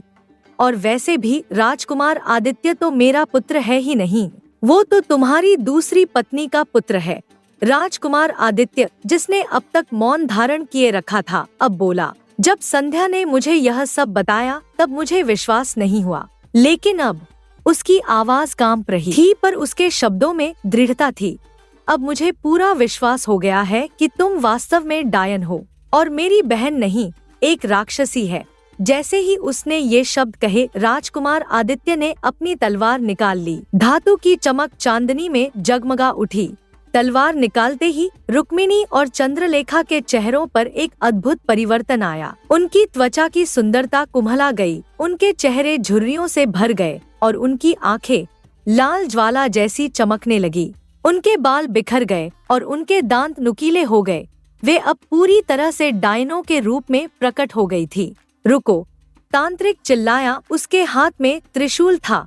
यह अनुष्ठान पूरा होना चाहिए, अभी भी समय है। लेकिन राजकुमार आदित्य अब रुकने वाला नहीं था। वह बिजली की तेजी से आगे बढ़ा। उसकी तलवार हवा में चमकी और एक झटके में उसने दोनों डायनों की गर्दन उनके धड़ से अलग कर दी। एक विचित्र अमानवीय चीख रात के सन्नाटे को चीरती हुई आकाश में गूंज उठी और दोनों शरीर धुएं के रूप में विलीन होने लगे। इसी बीच राजा विक्रम ने बिना एक क्षण गवाए तांत्रिक की ओर दौड़ लगाई। तांत्रिक ने अपना त्रिशूल उठाया, लेकिन राजा विक्रम ने अपनी तलवार से उसका सामना किया। एक जोरदार लड़ाई के बाद राजा विक्रम ने वहीं तांत्रिक का काम तमाम कर दिया। जैसे ही तांत्रिक का शरीर धरती पर गिरा, उसके त्रिशूल से निकली शक्ति की एक लहर ने पूरे क्षेत्र को हिला दिया। काले पत्थर चटकने लगे और धरती कांपने लगी। संध्या तुरंत अपने परिवार की ओर दौड़ी और उनकी जंजीरें खोलने लगी। राजकुमार आदित्य भी उसकी मदद करने आया। जब रतन, अनुराधा और बिंदिया मुक्त हुए तो उनके चेहरों पर भय और आश्चर्य के मिश्रित भाव थे। वे जीवित बच गए थे, एक ऐसे अंत से जो निश्चित प्रतीत होता था। राजा विक्रम उनके पास आए और गंभीरता से बोले, तुम तीनों आज अपनी पुत्री की वजह से जिंदा बच गए, समझे? यह सुनकर रतन के चेहरे पर गहरा पश्चाताप छा गया। उसकी आंखें नम हो गईं और उसने अपना सिर शर्म से झुका लिया। उसे अब समझ आया कि उसने अपनी बेटी के साथ कितना बड़ा अन्याय किया था। अनुराधा, जिसकी आंखों से अब पश्चाताप के आंसू बह रहे थे, संध्या के पैरों पर गिर पड़ी। मुझे माफ कर दो, वह विलाप करते हुए बोली। मैंने तुम्हारे साथ कितना बुरा किया। मैंने तुम्हें कभी अपनी बेटी नहीं समझा। मैंने तुम्हें हमेशा नौकरानी की तरह रखा। संध्या ने अनुराधा को उठाया। उसकी आंखों में अब करुणा थी, क्रोध नहीं। मैंने तुम तीनों को माफ कर दिया, उसने धीरे से कहा, लेकिन मैं तुम्हारे साथ नहीं रह सकती। उसकी आवाज में कोई रोष नहीं था, सिर्फ एक शांत निश्चय था। उसने अपनी सौतेली बहन बिंदिया की ओर भी देखा, जो अब भयभीत और लज्जित थी। इस क्षण में राजकुमार आदित्य संध्या के पास आया। चांदनी में उसका चेहरा एक अद्भुत प्रकाश से दमक रहा था। वह अपने पिता की ओर मुड़ा और गंभीरता से बोला, पिताजी, संध्या मेरे मन को भा गई है। मुझे इससे विवाह करना है। राजा विक्रम ने अपने पुत्र की ओर देखा और उनके होठों पर एक मृदु मुस्कान फैल गई। उन्होंने संध्या की ओर मुड़कर प्यार से पूछा, बेटा, क्या तुम मेरे पुत्र राजकुमार आदित्य से विवाह करोगी? संध्या के चेहरे पर एक लाली दौड़ गई। उसने अपनी नजरें झुकाईं और धीरे से जवाब दिया, राजकुमार आदित्य से विवाह करना मेरे लिए बहुत बड़े सौभाग्य की बात होगी, परंतु मेरी एक शर्त है। राजा विक्रम ने भौहें उठाकर पूछा, कौन सी शर्त बेटा? संध्या ने बलिया बंदर की ओर इशारा किया, जो अब तक एक ओर चुपचाप खड़ा था। बलिया बंदर के बोलने का रहस्य आपको रहस्य ही रखना होगा। और हाँ, बंदर ही मेरा सच्चा साथी है। उसे महल में बेरोक टोक आने की इजाजत देनी होगी। उसने एक पल रुककर अपनी बात पूरी की। और बलिया बंदर जिस जंगल में रहता है, उस जंगल की इंसानों से सुरक्षा की जाए। यह सुनकर राजा विक्रम ने मुस्कुराते हुए सिर हिलाया और कहा, ऐसा ही होगा बेटी, तुम्हारी शर्तें मुझे मंजूर हैं। रतन, अनुराधा और बिंदिया, जो अब तक आशा से भरी नजरों से यह सब देख रहे थे, मुंह लटकाकर वहां से चले गए। उनके चेहरों पर पश्चाताप और निराशा के भाव थे। उनके जाने के बाद राजकुमार आदित्य ने संध्या का हाथ अपने हाथों में लिया और उसकी आंखों में देखकर कहा, मैं वादा करता हूँ संध्या, मैं तुम्हें हमेशा खुश रखूंगा। तुम्हारे साथ जो भी बुरा हुआ है, मैं उसे अपने प्यार से मिटा दूंगा। संध्या की आंखों में आंसू आ गए, लेकिन ये आंसू दुख के नहीं, खुशी के थे। उसने राजकुमार आदित्य की ओर देखा और मुस्कुराई। अगले दिन पूरे राज्य में खुशियों की लहर दौड़ गई। महल को फूलों से सजाया गया और दूर दूर से लोग युवराज आदित्य और संध्या के विवाह में शामिल होने आए। राजा विक्रम ने एक भव्य विवाह समारोह का आयोजन किया, जिसमें संगीत, नृत्य और मिठाइयाँ बांटी गईं। जब संध्या दुल्हन के वेश में विवाह मंडप में प्रवेश कर रही थी, तो उसके हृदय में एक अजीब सी शांति थी। वह लाल साड़ी में सजी, सोने के आभूषणों से लदी एक देवी की तरह दिख रही थी। उसके साथ एक छोटा बंदर भी चल रहा था, जिसकी आंखों में गर्व और प्यार के भाव थे। संध्या, जिसे जीवन ने इतने उतार चढ़ाव दिखाए थे, आज एक राजकुमारी बन गई थी। उसकी करुणा, उसका धैर्य और उसका साहस सब कुछ फल लाया था। जैसे ही विवाह संपन्न हुआ, आकाश में इंद्रधनुष निकल आया, मानो प्रकृति भी इस मिलन का जश्न मना रही हो। बलिया बंदर, जो अब महल का एक विशेष निवासी बन गया था, कभी कभी रात के अंधेरे में जंगल की ओर देखता था, जहां उसके साथी शेर, राजा, तांत्रिका लोमड़ी और अन्य जानवर अपना नया घर बना रहे थे। वह जानता था कि जंगल अब सुरक्षित था और उसके मित्र भी। और इस तरह संध्या की कहानी, जो दुख और अत्याचार से शुरू हुई थी, प्रेम और सम्मान में परिवर्तित हो गई। उसका जीवन, जो कभी अंधकार से भरा था, अब प्रकाश से जगमगा उठा था। क्योंकि हर रात के बाद एक नया सवेरा आता है और हर कहानी का अंत एक नई कहानी की शुरुआत भी होता है। धन्यवाद।